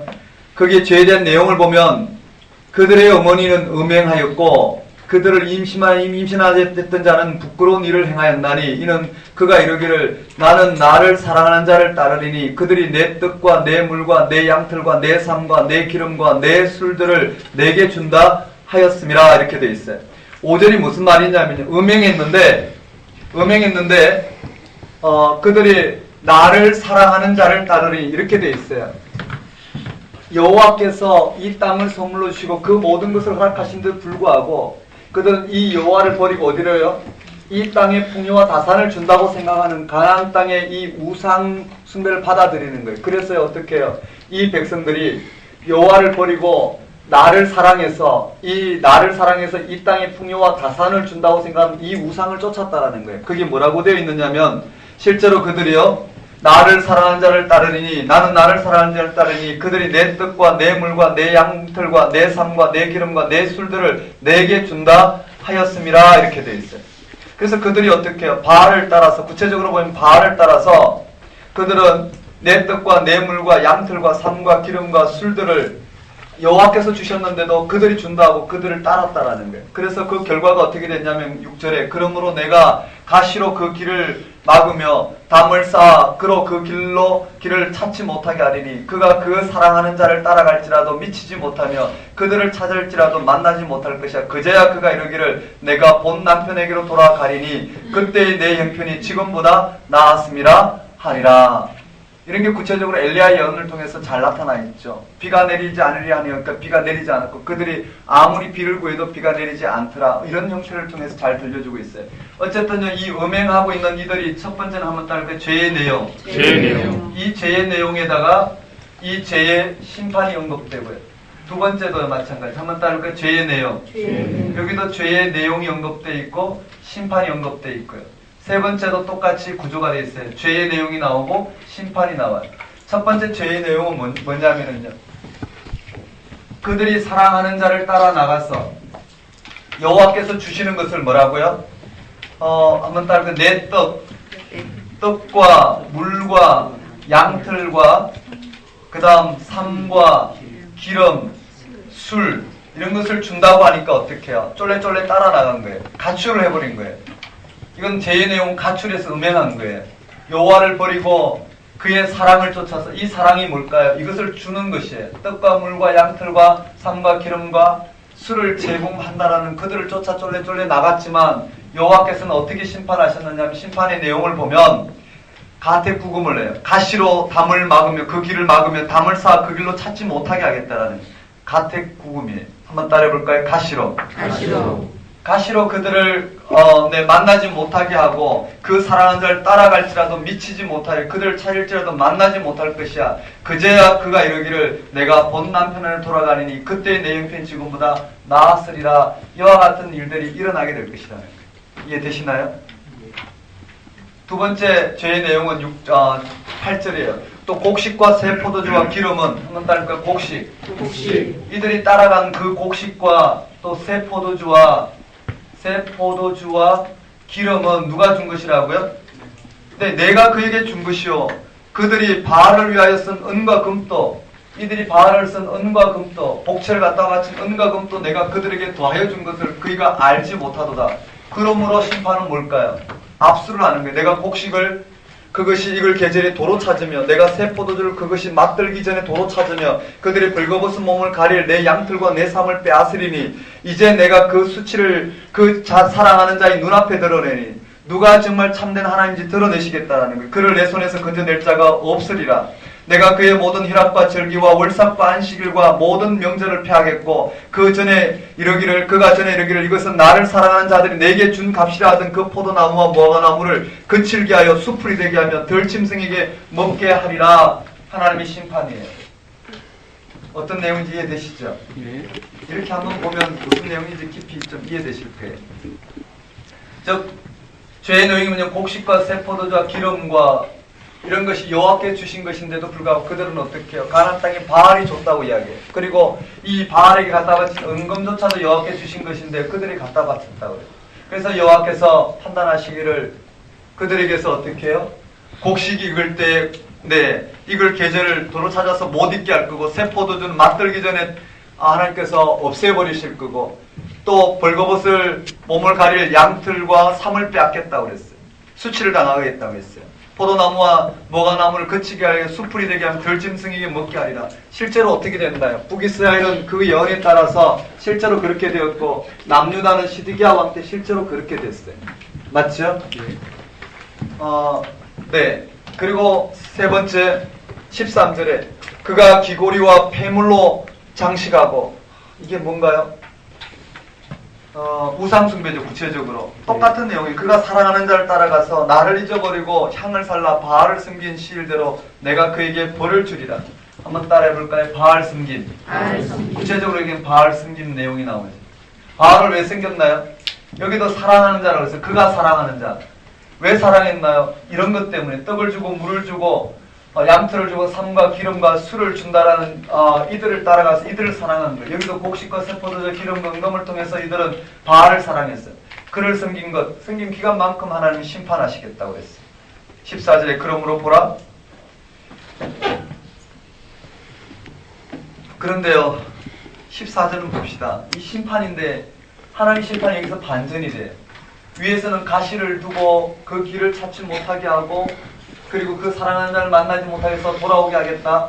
여기도 어떻게 해요? 다 뺏어버리겠다. 그런데 14절에 보면 그렇지 않단 말이에요. 밑줄을 그어요. 14절 15절에 그러므로 보라 내가 그를 타일러 거친 들로 데리고 가서 아무것도 없는 그들이 눈으로 보고 빼앗겼던 눈으로 보고 유혹돼서 따라가던 그것이 아무것도 없는 거친 들로 데리고 가서 말로 위로하고 거기서 비로소 그의 포도원을 그에게 주고 아골 골짜기로 소망의 문을 달아주리니 그가 거기서 응대하기를 어렸을 때와 애굽 땅에서 올라오던 날과 같이 하리라. 예상하지 못했던 판결이 나오는 게 마지막에 반전이 됐어요. 어떻게 죄인에 대한 심판이 아니라 전적인 은혜의 판결이 주어져요. 맞죠? 지금 전적인 은혜의 판결이 주어지는 거예요. 이와 같이 했으면 이제 바알을 숨겼다고 이야기하면 여기에 완전히 심판이 주어지는데 그렇지 않고요. 뭐가 주어진다면 그를 광야로 데려가겠다. 한번 따라해볼까요? 거친 들. 아무것도 없던 거칠 들에 데려가서 아무것도 없는 바알이 유혹할 수 없는 아무것도 없는 곳에 데려가서 누가 하나님인지를 보게 하는 거예요. 누가 정말 포도원을 주고 누가 이 모든 것을 주는 분이신지를 보게 하는 거예요. 거친 들로 데리고 가서 말로 위로하고 거기서 비로소 그의 포도원을 그에게 주고 한번 따라볼까요? 포도원을 주고 소망의 문을 삼아주리니 아골 골짜기로 소망의 문을 삼아주니 거기서 응대하기를 어렸을 때와 애굽 땅에서 올라오던 날과 같이 하리라. 애굽 땅에서 올라오던 원래 어떻게 하나님께서 그들을 건져내시던 구원하시던 그 하나님과의 관계로 돌아오게 하겠다는 이것이 2장의 내용이에요. 되셨나요? 네. 그런데 그게 핵심이 뭐냐면요. 그날에라고 돼 있어. 한번 따라볼까요? 그날에. 16절부터 그날에. 한번 따라볼까요? 그날에. 즉 그날에 어떤 날요? 이와 같이 거친 들에 그들을 타일러 거친 들에 데려가서 정말 누가 참 하나님인지를 보이고 그들을 위로해서 그들에게 하나님 주시겠다는 포도원 즉 땅을 새롭게 주고 새롭게 하나님과 이 이스라엘 백성과의 관계를 맺은 그날에 한번 따라해 봅시다. 그날에 이 그날에 무슨 일이 벌어지냐면은 이 그날에 지금 심판의 내용이에요. 그날에 16절에 보면 여호와께서 이르시되 그날에 네가 나를 내 남편이라 일컫고 한번 따르고 내 남편. 내 남편. 새로운 계약으로 회복되는 거예요. 새롭게 이스라엘 백성 언제요? 이때 마지막 심판이 임하는 이때. 그러니까 이스라엘 백성의 심판은 뭘까요? 구원으로 이르는 거예요. 하나님의 심판은 이스라엘로 하여금 구원에 이르게 되는 하나님의 사랑이라는 것이죠. 그래서 호세아가 이사야도 그런 게 나타나지만요. 그날의 첫 번째 보면 뭐냐면요. 하나님과 다시 한번 계약이 일어나는데 계약. 내 남편이라 한번 따라해볼까요? 나를 내 남편이라. 내 남편. 여기 내 남편이에요. 지금까지 내 남편은 누구였나요? 바알이었어요.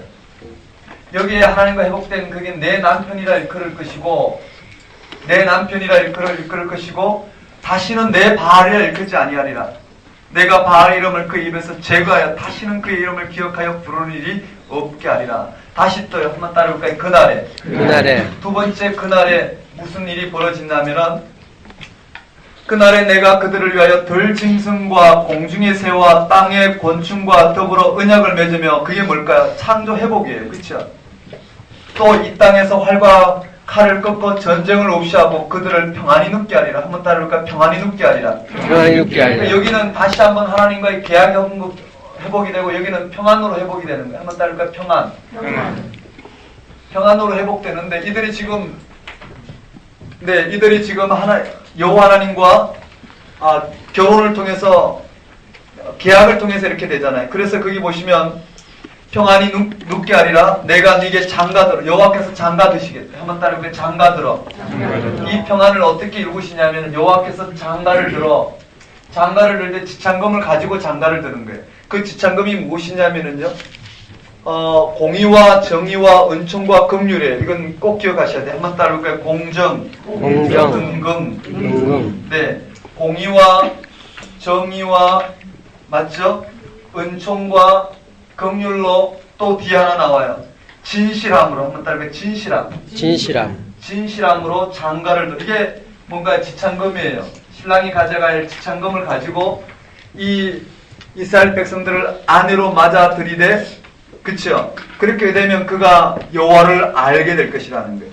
또 세 번째 그날이에요.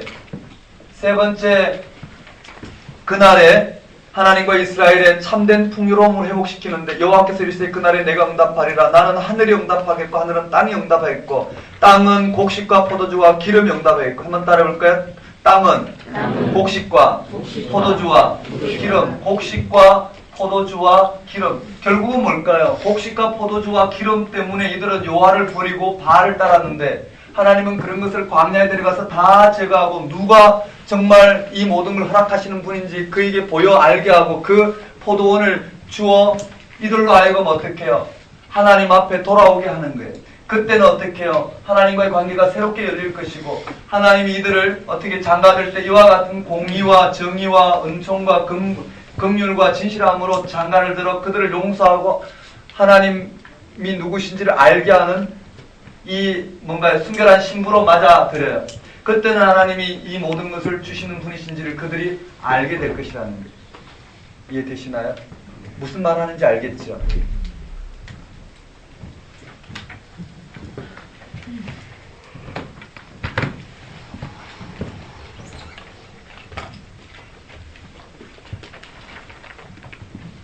매년 이렇게 제가 매년 이렇게 집중적으로 연구하는 책이 있는데 처음 호세아에 이렇게 필이 팍 꽂혔을 때는 1년 내내 호세아를 했다면 호세아부터 풍성하게 드러내고 요즘은 마가복음이었나요? 올해는 아니었지만 작년에는 마가복음 그랬겠고요.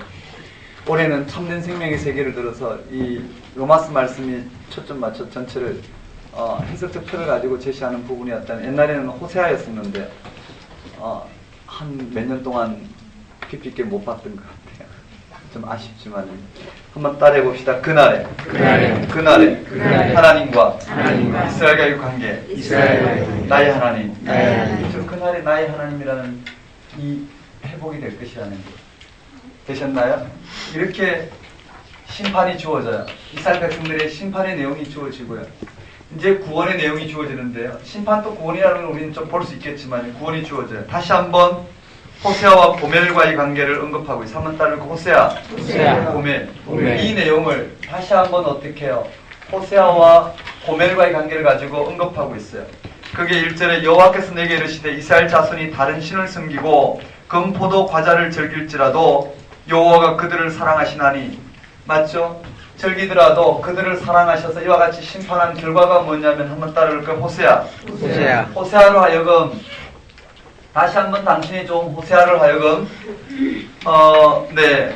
너는 가서 타인의 사랑을 받아 음녀가 된 그 여자를 사랑하기로 다시 어떻게 이 고멜이 다시 남편을 버리고 음행하고 있는 그를 찾아가서 이 고멜을 불러오는데, 이미 음행하고 있는 고멜을 불러오는데 은 15개와 한번 따를까? 은 15개. 그 다음에 볼이 한 호멜 반이죠. 한 호멜하고 2분의 1을 나를 위하여 그를 사고 그에게 이르기를 너는 많은 날 동안 나와 함께 지내고 음행하지 말며 다른 남자를 따르지 말라. 나도 네게 그러하리라 하였노라. 그리고는 이 내용이 지금 이렇게 호세아를 통해서 고멜을 불러오게 한 내용이 4절에 보면 이스라엘 자손이 많은 날 동안 왕도 없고 진호자도 없고 제사도 없고 주상도 없고 에봇도 없고 드라빔도 없이 지내다가 그 후에 이스라엘 자손이 돌아와서 그들의 하나님 여호와와 그들의 왕 다윗을 찾고 마지막 날은 여호와를 경외함으로 여호와와 그 은총의 자리로 은총으로 나아가리라. 이렇게 돼 있어. 한번 따라올까요? 호세아와 고멜.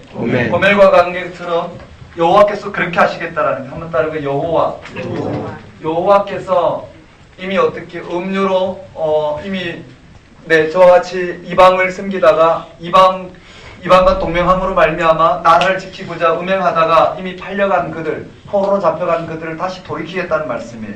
한번 따라올게요. 여호와와 이스라엘. 이 관계는 여호와와 이스라엘의 관계를 드러내고 있다고 보면 돼. 이렇게 보면 될까요? 한번 따라올까요? 심판. 구원.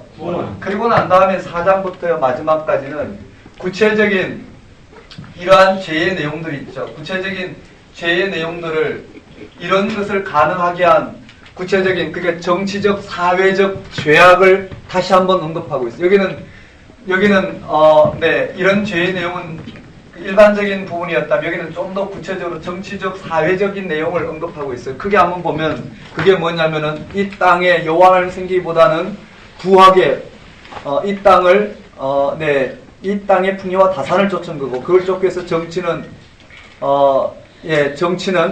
이와 같이 이방과 동맹하게 된 이런 결과일 거예요. 4장에 보면 이렇게 되어 있어요. 4장에 다시 시작해요. 4장이 뭐냐면은요, 쟁변의 원인이 우리 1절 한번 읽어볼까요? 1절, 2절 한번 읽어볼까요? 4장에요. 시작. 이스라엘 자손아 여호와의 말씀이라 여호와께서 당신보다 맹세하시니 나에게는 지식도 없고 이해도 없고 하나님을 아는 지식도 없고 오직 저주와 증거와 사심과 불조와 하는 분이요 포악하여 피가 그를 비비느니라. 그걸 이렇게 말하는 거예요. 이 땅에는 뭐가 없느냐면은 이 땅 주민과 논쟁한 논쟁해보자라는 거예요. 이 근거는 항상 하나님이 이스라엘 백성 계시하신 당신의 계시의 근거에서 보는 거예요. 거기에 이 땅에는 뭐도 없다고요? 여기는 진실도 없고, 맞죠? 율법을 순종함을 하나님 앞에 써야 되는데 이든 진실도 없고 인애도 없고 하나님을 아는 지식도 없고 오직 뭐라고요? 이 땅의 권세를 유지하기 위해서 저주와 속임과 살인과 도둑질과 간음뿐이요 포악하여 피가 피를 띠음이라. 이 땅을 지키기 위해서 이들이 포악하게 정의와 공의를 상실해버린 이 땅의 삶을 이와 같이 이야기하고 있어요. 그것이 바로 여호와를 아는 지식이 없대요. 하나님이 당신을 계시하시고 그 계시 앞에서 이스라엘 백성들이 하나님 한 분만을 순종할 때에 하나님의 이 모든 약속이 이 백성을 통해 드러날 텐데 이 백성들은 그 하나님을 저버리고 어떻게 해요? 땅을 선물로 주신 그 여호와 하나님을 저버리고 이 땅의 풍요와 다산을 저청으로 말미암아 이들은 결국은 어떻게 해요? 이 땅의 질서의 포악 가운데 놓이게 되었어요. 그걸 언급하고 있어요. 한번 따라해볼까요? 여기 한번 따라하겠습니다. 온 이스라엘에 대한 심판. 온 이스라엘에 대한 여기에 온 이스라엘에 대한 심판인데 온 이스라엘에 대한 심판인데요. 이들이 지금 어떤 상태에 있냐면은 한번 따라해볼까요? 진실도 없고 인애도 없고 또 하나님을 아는 지식도 없어요. 하나님을 아는 지식도 없고 오직 뭐만 있느냐 저주와 속임과 살인과 도둑질과 간음과 포악하여 피가 뒤를 이을 뿐이래. 한번 따라볼까요? 하나님을 아는 지식. 하나님을 아는 지식. 네, 도대체 하나님 백성으로 세움받은 그 계시의 자리를 넘어선 거죠. 그래서 3절에 그러므로 이 땅이 슬퍼하며 거기 사는 자와 들짐승과 공중에 나는 새가 다 쇠잔할 것이요 바다의 고기도 없어지리라. 그러니까 이스라엘의 언약의 불순종으로 인한 언약의 무효를 넘어 완전하게 무효화를 선언하는 거예요. 3절에 보면요, 바다의 고기도 없어진다고 그랬어요. 땅이 슬퍼하고 바다도 없어진다라는 건 완전히 무효화시킨다라는 거예요. 그렇죠? 하나님이 이 언약을 무효화시킬 뿐만 아니라 아예 당신의 창조 사건 자체를 무효화시키겠다라는 신용이에요. 한번 따라해볼까요? 땅. 여기에 땅과 바다까지도 무효화된다라는 내용이 언급되어 있어요. 여기에 하나님을 아는 지식이 없는 이 백성들에게 진실도 없고 인애도 없고 하나님을 아는 지식도 없다고 그랬어요. 근데 이 하나님을 아는 지식이 없게 한 주체가 누구냐? 이제 구체적인 부분으로 들어가요. 제사장이에요. 한번 따라볼까요? 제사장. 제사장. 이 제사장이 문제예요. 이 제사장이 율법을 베풀어야 되는데요. 이 제사장이 문제예요. 거기에 4절에 그러나 어떤 사람이든 다투지 아니하며 책망하지 말라. 다투지도 말며 책망하지도 말라. 네 백성들이 제사장과 다투는 자처럼 되었느니라. 제사장이여 너는 낮에 넘어지겠고 너와 함께 있는 선지자는 밤에 넘어지리라. 내가 네 어머니를 멸하리라. 내 백성이 지식이 없으므로 망하는도다. 네가 지식을 버렸으면 네가 누굴까요? 제사장과 선지자예요.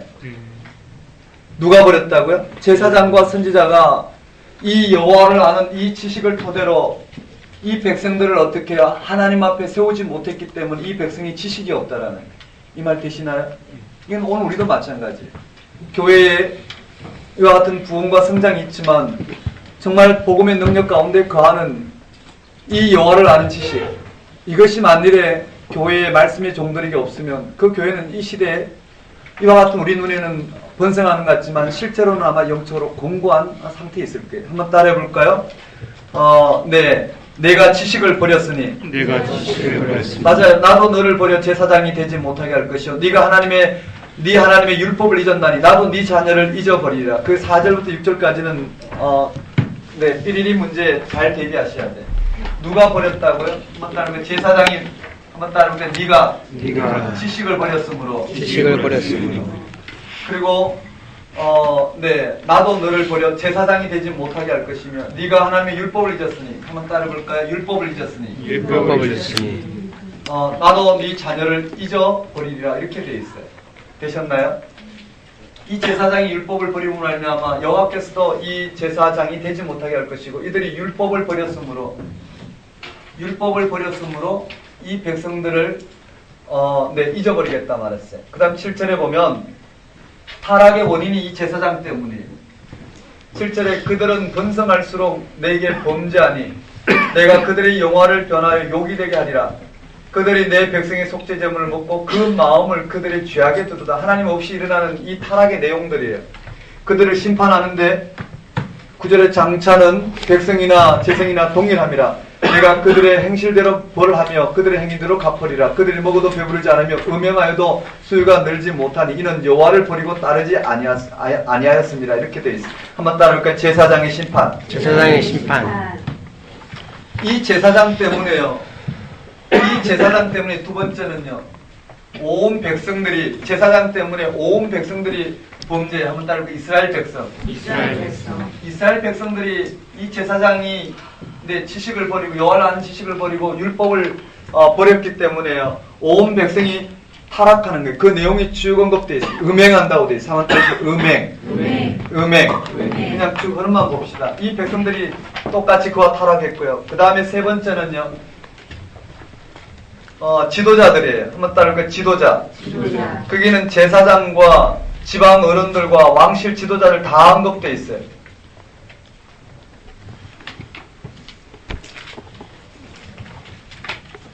한번 따라볼까요? 지도자들. 이 지도자들의 범죄가 나와요. 지도자들의 범죄가 구체적으로 나와요. 거기 뭐라고 되어 있느냐면 1절에 제사장들아 이를 들으라. 이스라엘 족속아 깨달으라. 왕족들아 귀를 기울이라.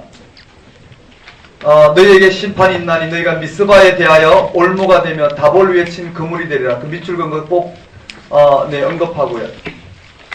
패역자가 살육죄에 깊이 빠졌으며 내가 그들을 다 벌하노라. 그 다음에 에브라임은 내가 알고 이스라엘은 내게 숨기지 못하니 에브라임은 네가 음행하였고 이스라엘이 더러워졌느니라.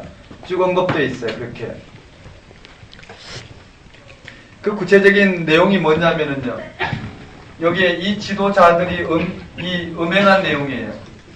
이 음행한 내용이 어디에 나와 있냐면은 몇 절에 나와 있나요? 거기에 13절에 에브라임이 자기의 병을 깨달으며 유다가 자기의 상처를 깨달았고 에브라임은 아수르로 가서 야레 왕에게 사람을 보내서 그가 능히 너를 고치지 못하겠고 너희 상처를 낫게 하지 못하리라. 이방과 동맹한 걸 말하고 있어요. 한번 따라볼까요? 아수르. 야레 왕. 네, 여기에 아수르가 등장하고요. 야렙 왕이라는 등장해요. 그 정도만 봅시다. 그리고 15절에 보면 그들이 죄를 뉘우치고 내 얼굴을 구하기까지 내가 내 곳으로 돌아가리라. 그들이 고난받을 때 나를 간절히 구하리라. 고난받을 때 나를 간절히 구하리라. 이렇게 돼 있어요. 한번 따라볼까요? 제사장. 이스라엘 백성. 지도자들. 온 이스라엘 백성이와 같이 음행하게 된 것이 이 제사장들이 지식을 버리고 율법을 버렸기 때문에 그렇다는 걸 언급하고 이 지도자는 이 백성들로 하여금 그 올무에 빠지게 만든 장본인들이에요. 그래서 이 지도자를 다시 한번 심판하는 거예요. 제사장을 포함해서. 그리고 6장에 가면 이렇게 이 고난이 오면 이스라엘 백성들이 여호와 하나님 앞에 부르짖는데 이 부르짖음이요 얼마나 가식인지 드러내고 있어요. 이 부르짖음이 얼마나 가식인지요. 거기에 오라 우리가 여호와께로 돌아가자.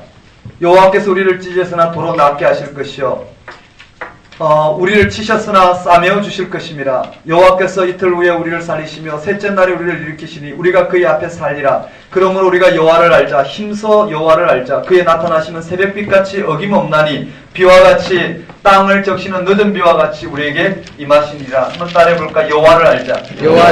여기에 여호와를 알자라고 이야기해요. 여기 여호와를 알자라고 이야기해요. 여기 여호와의 지식, 이들이 하나님을 아는 지식이 없어서 망했다고 그러니까요. 그렇게 심판하니까 여호와를 알자고 그래요. 그리고 이 여호와에 대해서 새벽별같이 일정하게 또 늦은 비와 같이 일정하게 임하는 이 여호와께로 여호와를 알자라고 이야기해요. 그런데 하나님은요, 이 이스라엘 백성들의 회개는 이거는 거짓 회개라는 거예요. 한번 따라볼까요? 거짓 회개. 왜 이게 거짓 회개냐면 여호와를 알자고 하지만 진짜 여호와를 아는 것으로 돌아오는 게 아니라 어떤 사건이 있냐면 4절 이하에 보면 에브라임아 내가 네게 어떻게 하랴. 유다야 내가 네게 어떻게 하랴. 에브라임 유다 다 나오죠. 너희의 인애가 아침 구름이나 쉬 없어지는 이슬 같도다. 한번 따라볼까요? 인애. 여기 인애가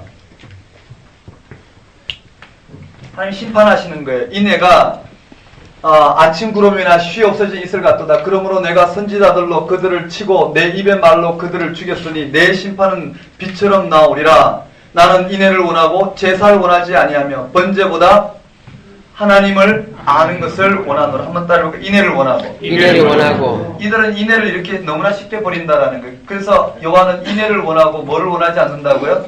제사를 원하지 아니하고 그 다음에 번제를 원하지 않고 뭘 원한다고요? 하나님을 아는 지식. 한번 따를까? 하나님을 아는 지식. 이걸 원한대. 이 하나님을 아는 지식이 뭘까요? 율법으로 돌아오는 거예요. 이해되시나요? 이 율법을 순종하는 거, 이들이 하나님을 알자라고 한 것은 뭘까요? 제사와 번제를 드리는 것이었어요. 맞죠? 하나님의 계시는 여기에 있지 않고 여기 있단 말이에요. 즉 다시 말씀드리면 여호와 하나님을 알자고 하고 그들이 이 하나님 앞에 번제와 제사를 드리지만 이들의 삶의 터는 여기 있기 때문에 이것은 거짓 회개라는 거예요. 이것이 아니라 하나님께로 정신을 돌려서 그의 삶의 터들을 하나님께 두는 것, 그것이 참된 회개라는 거예요. 되셨나요? 이렇게 되고 7장의 뒷부분을 보면은요, 7절에 그들이 누굴까요? 이스라엘 백성. 인애를 원하고 제사를 원하지 아니 번제보다 하나님을 아는 것을 원하노라. 그 심판을 받는 그들이에요. 그들은 아담처럼 한번 동그라미 합시다. 아담. 아담처럼 언약을 어기고 거기서 나를 반역하였느니라. 길르앗은 악을 행하는 자의 고울이라. 피 발작으로 가득 찼도다. 강도떼가 사람을 기다린 같이 제사장의 무리가 세겜길에서 살인하니 그들이 사악을 행하였으니라. 그게 한번 따라해 봅시다. 아담, 길르앗, 세겜. 세 지금을 언급하며 범죄를 언급하고 있어요. 여호와를 아는 공의와 정의를 시행하지 못하고 이 하나님을 아는 지식이 없는, 즉 공의와 정의를 시행하지 않고 있는 범죄하는 세 지역을 언급하고 있어요. 한번 따라해볼까요? 아담. 사람이 아니라 지역 이름이에요. 아담이고 그 다음에 한번 따라해볼까요? 길르앗. 세겜. 아담과 이 길르앗과 세겜에서의 범죄 사항을 언급하며 그들이 공의와 정의를 어기고 있는 현실을 언급하며 그들이 거짓 회개하고 있는 자리를 잘 말하고 있어요.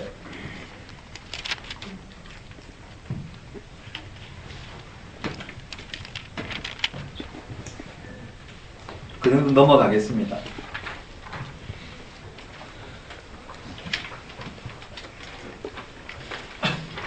그리고는요,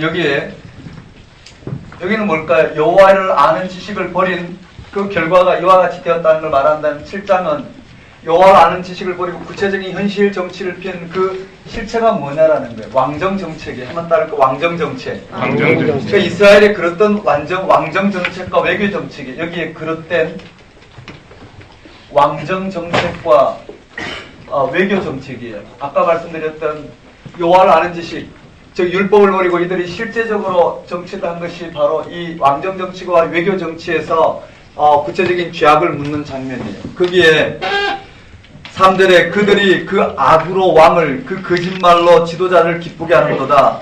4절에 그들은 다 간음하는 자라 과자 만드는 자에 의해 달궈진 화덕 같도다. 이런 표현들 익혀줬으면 좋겠어요. 그들은 뭐라고요? 과자 만드는 자에 의해 달궈진 화덕 이렇게 됐어요. 화덕 같다. 같도다. 그가 반죽을 뭉침으로 발효되기까지만 불 일으키기를 그칠 뿐이니라. 우리 왕의 날에 지도자들은 술의 뜨거움으로 병이 나며 왕은 오만한 자들의 덕으로 악수하는도다. 그들이 가까이 올 때 그의 마음은 강교하여 화덕 같으니 그들의 분노는 밤새도록 자고 아침에 피우는 불꽃 같도다. 그들이 다 화덕같이 뜨거워져서 그 재판장들을 삼키며 그들의 왕들을 다 엎드리게 하며 그들 중에는 내게 부르짖는 자가 하나도 없도다. 잘못된 이 왕정과 외교 정치의 이 화덕에 비교하면서 통치하는 심판하는 장면이 나오고요. 그 다음에 8절에 보면 또 뒤집지 않는 전병과 같대. 한번 따를까요? 전병. 뒤집지 않는 전병과 같대요. 그러면서 그런 상황이 구체적으로 뭐냐면 10절에 나와 있어요. 10절에 11절에 보면 에브라임은 어리석은 비둘기같이 지혜가 없었어. 한번 따를까? 어리석은 비둘기같이 지혜가 없었어. 줄을 그어놓고요. 그 다음 애국을 향하여 부르짖음에 애국을 향하여 부르짖음에 아수르로 가는다. 이들이 구체적으로 어떤 죄를 범하냐면 한번 따를까? 애국과 아수르와 동맹한 죄예요. 이해되시나요? 당장 나라를 구해보고자 애국과 화덕과 전병처럼 애국과 아수르를 향해 동맹을 하지만 결국은 어떻게 아무런 결과도 없는 상황이 될 것이라는 거예요. 되셨나요? 그게 이 내용이에요. 아주 구체적으로 한번 따라볼까요? 그릇된 왕정, 외교. 그게 뭐냐면 화덕 같고 전병 같은데 그것이 뭐냐면 애국과 아수르와 동맹하는 거고 아무 일도 일어나지 않게 될 것이다라는 건 핵심만 잡는 거예요. 자, 그리고 다시 한번요. 이 그릇된 왕정 정치, 외교 정치를 다시 한번 8장에 언급하고 있어요. 1절에 보면 나팔을 내 입에 댈지어다 원수가 독수리처럼 여호와의 집에 덮치리니 이는 그들이 내 언약을 어기며 내 율법을 범하노라. 한번 따르니까 내 언약. 이것이 어떤 행위냐면 언약을 어기고 율법을 범하는 것이에요. 그들이 장차 내게 부르짖기를 나의 하나님이여 우리 이스라엘이 주를 아나이다 하리라. 이스라엘이 이미 선을 버렸으니 원수가 그를 따를 것이니라. 그 내용들이 쭉 언급되어 있어요.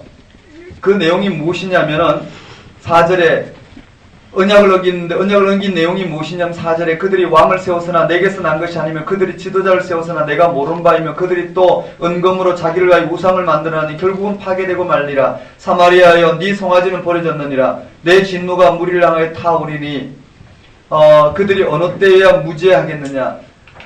이것은 이스라엘에게서 나고 장인이 만든 것이라 참신이 아니니라. 이스라엘의 송아지가 산산조각 나리라. 우상 숭배였죠. 이런 부분들이에요. 그냥 쭉 한번 넘어갈게요. 그냥 한번 따라해 볼까요? 이스라엘의 그 언약. 이스라엘의 이 언약을 파기하고 율법을 범한 이 내용들이 구체적으로 뭐냐면 한번 따라해 봅시다. 그게 불의한 정치로 드러나고 또 우상 숭배로 드러나요. 한번 따라해 볼까요? 우상 숭배. 네, 이런 내용이 있더라 정도 보면 되고요. 계속 반복되는 건데요.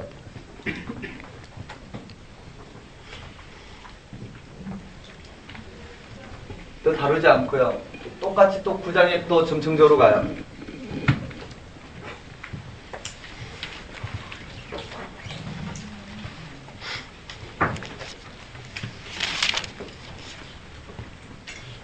자, 이런 내용으로 그냥 쭉 넘어가겠습니다. 10장 끝에 가면 이런 내용이 있어요.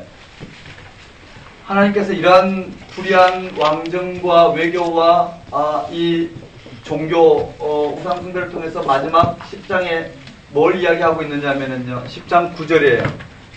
10장 9절에 이스라엘아 네가 기브아 시대로부터 범죄하더니 지금까지 범죄하는구나. 그러니 범죄한 자손들에 대한 전쟁이 어찌 기브아에서 일어나지 않겠느냐. 한번 따라볼까요? 기브아에서의 전쟁. 기브아에서의 전쟁. 전쟁을 선포하는 거예요. 한번 따라볼까요? 기브아에서 전쟁이 선포되어지고요. 그 다음에 11절에 에브라임 마치 길들인 암소 같아서 곡식 받기를 좋아하니 내가 그의 아름다운 목에 멍에를 메우고 에브라임 위에 사람을 태우리니 유다가 밭을 갈고 야곱이 흙덩이를 깨뜨리로다. 너희가 자기를 위하여 공의를 심고 인애를 거두라. 너희 묵은 땅을 기경하라. 지금이 곧 여호와를 찾을 때니 마침내 여호와께서 오사 공의를 빛처럼 너희에게 내리시리라. 너희는 악을 바꿔라 죄를 거두고 거짓 열매를 먹었나니 이는 네가 네 길과 네 용사의 많음을 의뢰하였음이니라. 농사 비유를 통해서 죄악을 언급하고는 14절에 그러므로 너희 백성 중에 요란함이 일어나며 네 산성들이 다 무너지되 살만이 전쟁의 날에 무너지되 살만이 전쟁의 날 베나넬을 무너뜨린 것 같이 될 것이라. 한번 따를까?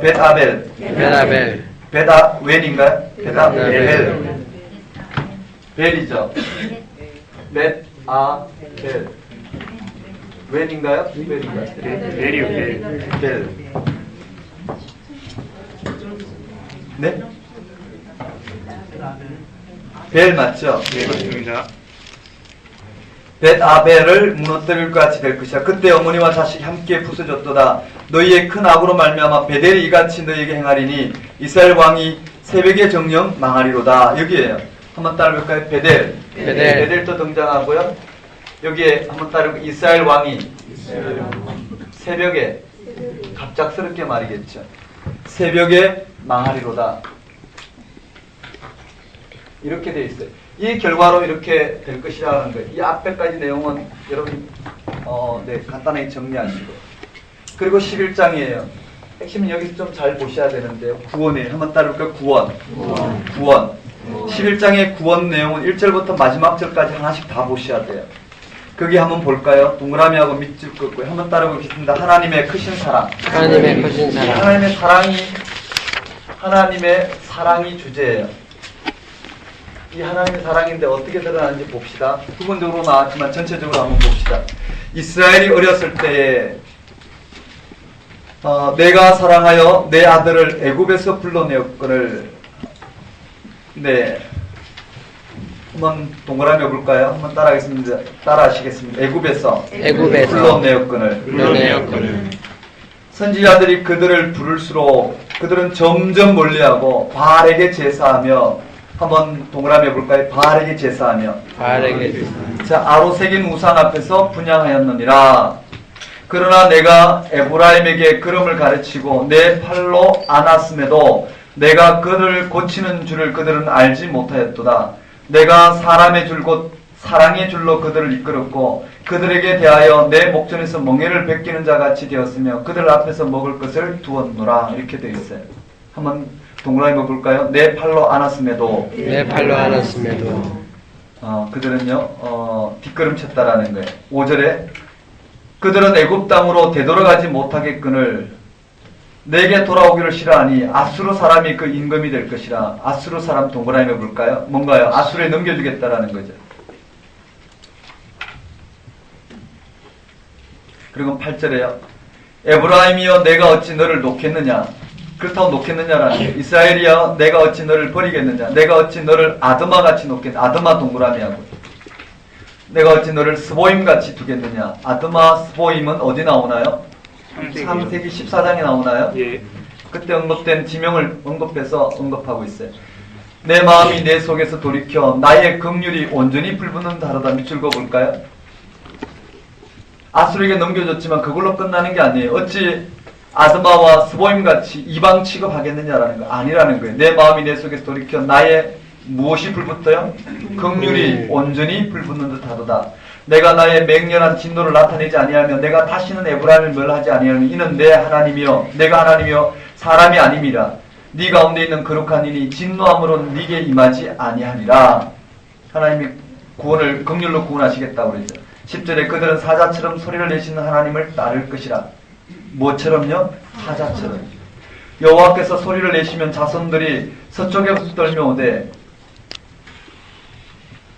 그들은 애굽에서부터 새같이 아수르에서부터 비둘기같이 떨며오리니 내가 그들의 집에 머물게 하리라. 나 여호와의 말이니라. 밑줄 그으셨어요. 여기서 나올 만한 출처 문제나 삐리 문제를 다 잡으셔야 돼요. 10절에 한번 따라볼까요? 그들은 사자처럼 여호와를 따를 것이라. 사자처럼 소리를 내시는 여호와를 따를 것이라. 여호와께 소리 내시면 자손이 어디 쪽이 온다고요? 서쪽에서 오고 또 애굽에서 오고 아수르에부터 온다라는 거예요. 새처럼 비둘기같이 오리니. 되셨습니까? 쓰지는 않을게요. 하나님의 사랑이 언급되어 있고 그 다음에 12장 13장 심판이 한번 따를까요? 심판인데요. 거기도 좀 구체적인 심판이 나와요. 거기 먼저 11장 12절에 언급되어 있는 11장 12절에 에브라임은 거짓으로 이스라엘 족속은 속임수로 나를 애워 샀으나 유다는 여전히 하나님과 거룩하고 신실한 자들에 대하여 정함이 없도다. 자 1절에 에브라임은 바람을 먹이며 동풍을 따라가며 종일토록 거짓과 포악을 더하여 아수르와 계약을 맺고 기름을 애굽에 보낸도다. 한번 따를까? 아수르. 이들은 다시 어떻게 해요? 현재는 어떻게 해요? 아수르와 애굽과 동맹을 한다라는 거예요.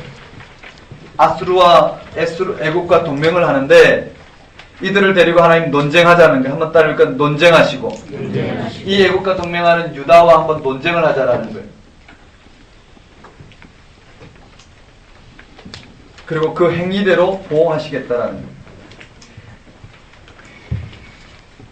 그들의 거짓이 뭘까? 이렇게 돼 있어요. 실제로 논쟁해보자. 그들이 얼마나 하나님 앞에 있는지. 여기 거짓이에요. 한번 따를까요? 거짓. 자, 이스라엘의 유다의 거짓과 한번 따를까요? 여호와의 진실. 이렇게 돼 있어요. 한번 논쟁해보자라는 거. 언약의 관점에서 율법의 관점에서 논쟁해보자는 그들의 거짓이 무엇이냐면은 3절에 야곱은 모태에서 그의 형을 야곱에 대해서 이야기가 나오죠. 야곱은 모태에서 그 형의 발뒤꿈치를 잡았고 또 힘으로는 하나님과 겨루되 천사와 겨루어 이기고 울며 그에게 간구하였으며 하나님은 베델에서 그를 만나셨고 거기서 우리에게 말씀하셨나니. 3절에 야곱의 거짓 야곱이 언급되어 있죠.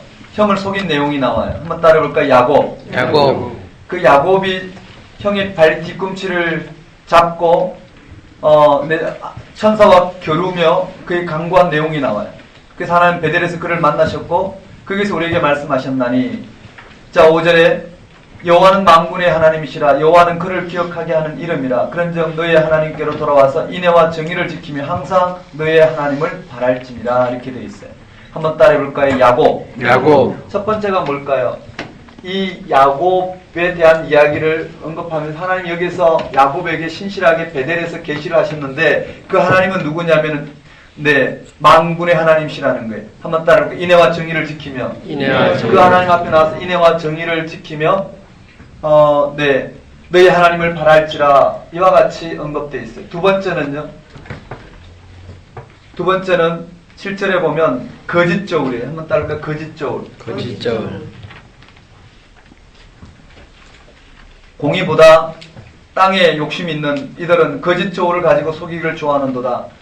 에브라임이 말하기를 나는 실로 부자라 내가 재물을 얻었었는데 내가 수고한 모든 것 중에서 죄라 할 만한 불의를 내게서 찾아낼 자가 없으리라 하거니와 9절에 네가 애굽 땅에 있을 때는 나는 네 하나님 여호와니라 내가 너로 다시 장막에 거주하게 하기를 명절날 하던 것 같이 하리라. 내가 여러 선지자에게 말했고 이상을 많이 보였으며 선지자들 통하여 비유를 베풀리라.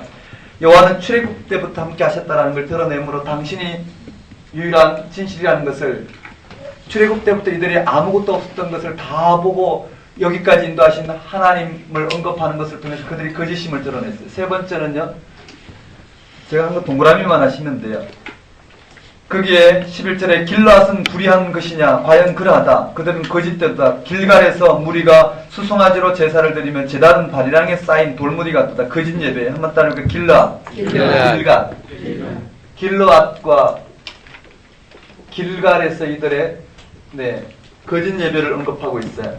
그리고는 여호와의 진실이 언급되는데 12절에 야곱이 아람에 들러 도망하였으며 이스라엘이 아내를 얻겨하여 사람을 숨기며 아내를 얻겨 양을 쳤고 여호와께서는 한 선지자로 이스라엘을 애굽에서 인도하여 내셨고 이스라엘이 한 선지자로 보호받았거늘 14절에 에브라임이 경노하게 하며 극심하니 그의 주께서 그의 피로 그 위에 머물게 있게 하시며 그의 수치로 그에게 돌리시리라. 어쨌든 여기서 핵심은 뭘까요? 한번 따라해볼까요? 조상 야곱처럼 거짓된 에브라임. 맞아, 이들이 거짓되었다는 한번 따라해볼까요? 야곱, 거짓 저울, 길앗, 길갈. 이와 같이 거짓되고 진실된 분은 오직 하나님 한 분이시라는 거예요. 논쟁을 하는 거예요. 그리고 13장으로 가요. 그리고는 이 거짓된 에브라임에게 심판을 경고해요. 한번 따라해볼까요? 심판.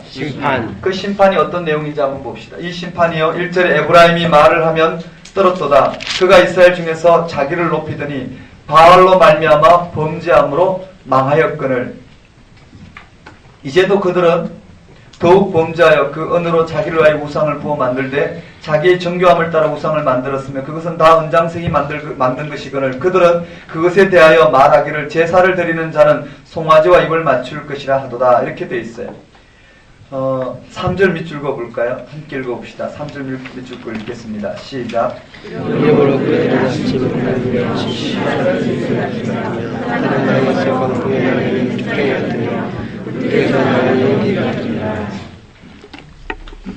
네, 이런 표현이 있다는 정도 봐주시고요.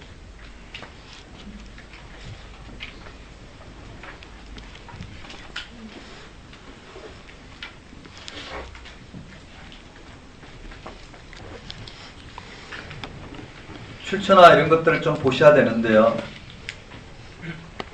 아침 구름 같으며 쉬 사라지는 이슬 같으며 타작마당에서 광풍이 날리는 죽정이 같으며 굴뚝에서 나는 연기 같으리라.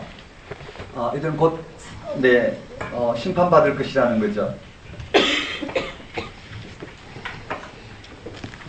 우상을 말하는 거죠. 네. 거기 한번 1절에 동그라미 해볼까요? 한번 따라합니다. 바알이 누군가요? 3절과 같은 거죠. 맞나요? 바알은 3절과 같아요. 아침 구름 같으며 맞죠? 우상이잖아요. 그쵸? 우상이 뭐냐면은 아침 구름 같으며 쉬 사라지는 이슬 같으며 타작마당에 광풍에 날리는 죽정이 같으며 굴뚝에 나는 연기 같은데 표시를 해봐요. 한번 따라볼까요? 심판. 이들이 섬기는 이 우상은 바알인데 바알은 뭐와 같느냐면 이와 같다 이야기하고 있고 그러나 한번 따라볼까요? 그러나 여호와는 그렇지 않다라는 거예요. 여호와는 누구냐면은 4절에 애굽 땅에 있을 때부터 나는 네 하나님 여호와라. 나밖에 다른 신을 알지 말 것이라 나 외에 구원자가 없느니라. 내가 마른 땅에서 너를 알았거든. 그들이 먹여준 대로 배가 불렀고 배가 부르니 그들의 마음이 교만하여 이로 말미암아 나를 잊었느니라. 한번 따라해 볼까요? 한번 따라해 봅시다. 네 하나님, 여호와니라. 네, 나는 바로 네 하나님 여호와니라. 나 외에는 구원대. 한번 따라해 볼까요? 나 외에는 구원자가 없느니라. 네, 그렇게 대칭이 되고요. 그 다음에 7절에 그러므로 내가 그들에게 사자 같고 길가에서 기다리는 표범 같으니라. 한번 따라해 볼까요? 내가 사자 같고 표범 같으니라. 또 곰같이. 그래, 한번 동그라미 해볼까요? 사자, 표범, 곰. 그들을 만나 그의 염통 거풀을 찢고 거기서 암사자같이 저희를 삼키리라. 덜짐승이 그들을 찢으리라. 이렇게 돼 있어. 사자, 이런 성경은 이들에게 여호와께서 나타나셔서 사자, 그 다음에 표범, 네, 곰, 그 다음에 암사자처럼.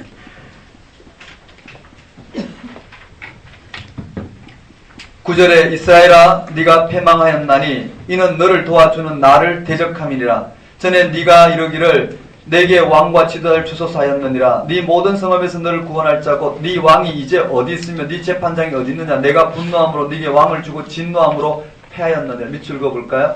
내가 분노함으로 네게 왕을 주고 진노함으로 패하였느니라. 12절에 에브라임이 불의가 봉함되었고 그 죄가 저장되었나니 해산하는 여인의 어려움이, 해산하는 여인 동그라미하고 어려움이 그에게 임하리라. 그는 지혜 없는 자식이로다. 해산할 때가 되어도 그가 나오지 못하느니라. 내가 그들을 스올의 번세에서 속량하며 사망에서 구속하리라. 사망아 네 재앙이 어디 있느냐. 스올아 네 멸망이 어디 있느냐. 네 우침이 내 눈앞에서 숨으리라. 쭉 언급되어 있어요. 넘어가고요. 이런 심판이 언급되어 있고 마지막 구원의 장면이 언급돼요. 자, 14장에 이스라엘아 네 하나님께로 돌아오라. 한번 따라볼까요? 돌아오라. 외치는 거예요. 심판을 예언한 것은 돌아오라는 거예요. 한번 따라해 돌아오라. 돌아오라. 네가 불의함으로 말미암아 엎드려졌느니라. 한번 따르니까 불의함으로. 근데 이 불의함으로 말미암아 엎드려졌다라는 거예요. 이들이 심판받은 이유는 이 불의함으로 엎드려졌다라는 거예요. 너는 말씀을 가지고 여호와께로 돌아와서 아뢰기를 모든 불의를 제거하고 선한 바를 받으소서. 우리가 수송아지를 대신하여 입술의 열매를 주께 드리니이다. 한번 따라해볼까요? 수송아지. 입술의 열매.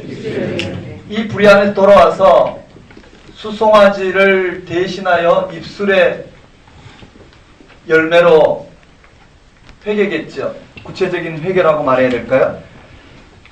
네, 주께 드리리다. 우리가 아수르의 구원을 의지하지 아니하며 말을 타지 아니하며 다시는 우리의 손으로 만든 것을 향하여 너희는 우리의 신이라 하지 아니하오리니 이는 고아가 주로 말미암아 긍휼을 얻음이다 할지니라. 외쳐요. 즉 여호와께 백성들이 돌아와서 드리는 참된 기도의 내용, 구체적인 죄의 고백을 언급하고 있어요. 구체적인 죄의 고백이 뭐냐면은 한번 따라해볼까요? 말씀을 가지고 여호와께로 돌아와서 불의를 제거하고 선한 바를 받으소서.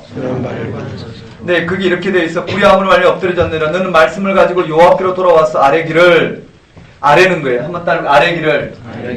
그 아뢰는 내용이 구체적인 죄가 언급되어 있는데 그 죄가 무엇이냐면은 모든 불의를 제거하시고 선한 바를 받으소서. 그게 뭐냐면 수송아지를 대신하여 입술을 열매를 주께 드리니이다. 한번 따라볼까? 아수르. 이들은 아수르로부터 그 다음에 또 우상으로부터 한번 따라볼까? 손으로 만든 것. 이 모든 것으로부터 네, 돌아와서 아니하오리니 이는 고아가 주로 말미암아 긍휼을 얻음이니라 할지라. 한번 따를까? 고아.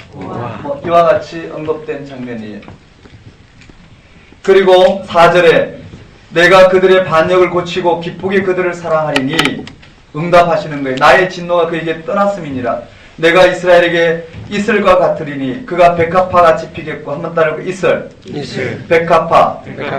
네, 네바논의 백향목같이 뿌리가 박힐 것이라. 그의 가지는 퍼지며 그 아름다움은 감람나무 같고 그 향기는 네바논 백향목 같으리니 그 그늘 아래 거주하는 자가 돌아올지라. 그들은 곡식같이 풍성할 것이며 포도나무같이 꽃을 필 것이며 그 향기는 네바논의 포도주같이 되리라. 에브라임의 말이 내가 다시 우상과 무슨 상관이 있으리요 할지니라. 내가 그들을 돌아보아 대답하길 나는 푸른 잣나무 같으니 네가 나로 말미암아 열매를 얻으리라. 한번 동그라미 봅시다. 그게 있을. 네, 여호와께서는 뭔가 있을 갖게 되셔서 그게 한번 네모 쳐볼까요? 백합화. 네, 레바논의 백합목의 뿌리. 네, 레바논 백합목 같이 뿌리가 박힐 것이며 또 감람나무 같고 맞죠? 레바논 향기는 백향목 같으리니 그 다음에 곡식같이 풍성할 것이며 곡식 또 포도나무같이 꽃이 필 것이고 그 향기는 레바논의 포도주 같고 맞죠? 내가 그를 돌아보아 대답하기를 나는 푸른 잣나무 같으니 네가 나로 말미암아 열매를 얻으리라 하리라. 푸른 잣나무 누군가요? 네? 여호와 하나님 맞죠? 네. 그럼 이슬과 여호와 하나님 그 푸른 잣나무 같이 연결하면 되겠죠? 네. 그 나머지는 다 어떻게 해요? 이 여호와로 말미암아 풍요롭게 될 것이라는 거예요. 풍요가 해답인 것 같아요. 그러면서 9절에 누가 지혜에 있어 이런 일을 깨달으며 누가 총명에 있어 이런 일을 알겠느냐? 여호와의 도는 정직하니 의인은 그 길로 다니거니와 그러나 죄인은 그 길에 걸려 넘어지리라. 밑줄을 쭉 끄셔서 이걸로 끝난다라는 거예요. 제가 좀 거칠게 다뤘지만은요, 이 앞에 좀 자세하게 다뤘어요. 한번 따라해볼까요? 심판, 구원, 심판.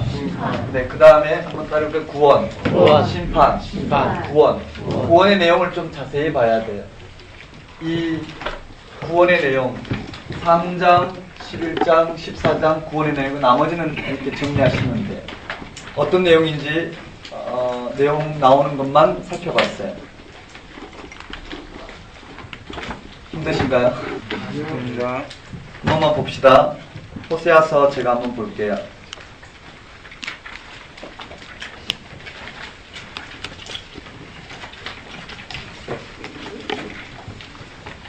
나는 인애를 원하고 제사를 원하지 아니하며 번제보다 하나님 아는 것을 원하노라. 호세아 몇 장 몇 절에 있나요? 6장 어디 있는지 확인해서 적어 놓으시면 되겠죠. 그 다음에 로암미의 뜻은요? 내 백성이옵니다. 반대말은요? 아미. 여호와의 도는 정직하니 의인은 그 길로 다니거니와 그러나 죄인은 그 길에 걸려 넘어지리라. 몇 장 몇 절인가요? 14장 9절이에요. 마지막 절이에요. 이스라엘 자손들아 여호와의 말씀을 들으라. 여호와께서 이 땅 주민과 논쟁하시나니 이 땅에는 진실도 없고 인애도 없고 하나님을 아는 지식도 없고 오직 저주와 속임과 살인과 도둑질과 가는 뿐이요 포악과 피가 피를 뒤이니라. 몇 장 몇 절인가요? 4장 몇 절이죠? 1, 2, 3 4장 몇 절이죠? 1, 2절. 구체적으로 봐야 되죠. 그쵸? 4장 1절인가요? 2절인가요? 1절. 1절, 2절. 암송 구절인가요? 아니죠. 그 다음에 호세아 선지자의 아내 이름은요? 호세아가 묘사한 하나님과 이스라엘 관계는요? 남편과 아내. 호세아는 북왕국 어느 왕 시대에 부름을 받았나요? 여러 왕 있습니다. 남왕국은요? 운요아이. 이스라엘이 어렸을 때 내가 사랑하여 내 아들 애굽에서 불러내었걸. 몇 장에 나오나요? 11장이죠. 몇 장에 나오죠? 11장이죠. 네, 그 내용, 그 흐름을 좀 잘 봐야 돼요. 호세아의 중심 사상은요? 하나님의 사랑. 오라 우리가 여호와께로 삐리리 돌아가자. 여호와께서 우리를 찢으셨으나 도로 낫게 하실 것이 우리를 치셨으나 싸매어 주실 것이라. 그게 뭔가 6장인데 거의 덕이었죠. 이스라엘이 어렸을 때 내가 사랑하여 내 아들 애굽에서 불러내었다라는 여호와의 말씀이 기록되어 있는 것은요? 몇 장이요? 호세아 11장. 호세아 11장 내용은 아주 자세히 봐야 돼요. 그 다음에 다른 인물, 다음 인물 가운데 볼짜기에 가득한 마른 뼈를 보았거나 스랍 하나가 핀 숯으로 입술에 댄 경험을 했거나 풀이 돋기 전에 황충의 때가 나타나 땅의 풀을 다 먹는 것을 보는 경험을 한 선지자가 아닌 사람은 호세아. 그렇죠, 호세아죠. 아모스, 에스겔, 이사야. 이스라엘아, 네가 삐리리의 시대로부터 범죄하더니 기부와 네, 지금까지 죄를 짓는구나. 그러니 범죄한 자손들에 대한 전쟁이 어찌 삐리리에서 일어나지 않겠느냐. 호세아 10장에 나오죠. 어디에요? 기부와 때부터 베라벨에서. 이해되시나요? 예. 한번 보면 무슨 말인지 이해가 돼요. 자, 그날에 내가 응답하리라. 그날이 어디 나오나요? 그날이 어디 나오죠? 2장 마지막에 나오죠. 한번 따를까요? 그날에 내가 응답하리라. 나는 하늘에 응답하고 하늘은 땅에 응답하고 땅은 곡식과 포도주와 기름에 응하고 또 이것들은 무엇에 응하리라. 어디에 응할까요? 이스라엘. 형제 이스라엘이 응하는 거예요. 여기 그래서 이걸 잘 외워야 돼요. 첫 번째, 두 번째, 세 번째 곡식, 포도주, 기름을 주시겠다는 네, 심판의 메시지. 창세기 32장에서 야곱이 야복나루에서 밤새 씨름한 이야기가 나오는 호세아서의 장은요. 12장. 어디 나오죠? 12장. 여기 제가 여기 야곱의 이 실험한 내용 나온다고 그랬죠. 거짓 종을 길르앗 길갈 나온다고 그랬어요. 이스라엘 자손들아 여호와의 말씀을 들어 여호와께서 이 땅 주민과 논쟁하시나니 이 땅에는 진실도 없고 인애도 없고 하나님을 아는 지식도 없다는 호세아서 몇 장 1절에 나오나요? 4장. 4장에 내가 은 몇 개와 보리 한 호멜 반. 은 몇 개요? 15개. 보리는 얼마요? 한 호멜 반. 나는 인애를 원하고 제사를 원하지 아니하며 존재보다 하나님을 아는 것을 원하노라고 말한 예언자는요. 호세아. 몇 장에 나오죠? 6장 6절. 여러 예언서가 우리 성경에 나오는 순서대로 바르게 적힌 것은 호요람, 오병이, 말. 호세아 아내의 아버지는요. 디블라임. 맞나요? 예. 디블라임. 다음 항목 중 여인의 이름이 아닌 것은 로암미, 핫깃, 게렐, 핫북, 실라. 로암미죠. 예. 아들이죠. 아들.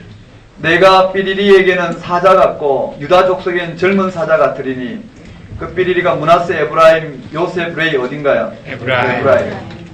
이해되시나요? 예. 이런 문제를 보면 전체 에브라임을 다 동그라미 해보면 되겠죠. 그럼 다음 문제는 어떻게 나올까요? 내가 에브라임에게는 사자 같고 삐리리 족속에는 젊은 사자 같으니 유다 족속에는 바로 내가 움켜 갈지라 내가 탈취하여 갈지라도 건져낼 자 없으리. 어디 나오나 이게? 어디 나오죠? 5장에 나오는. 네, 5장 14절.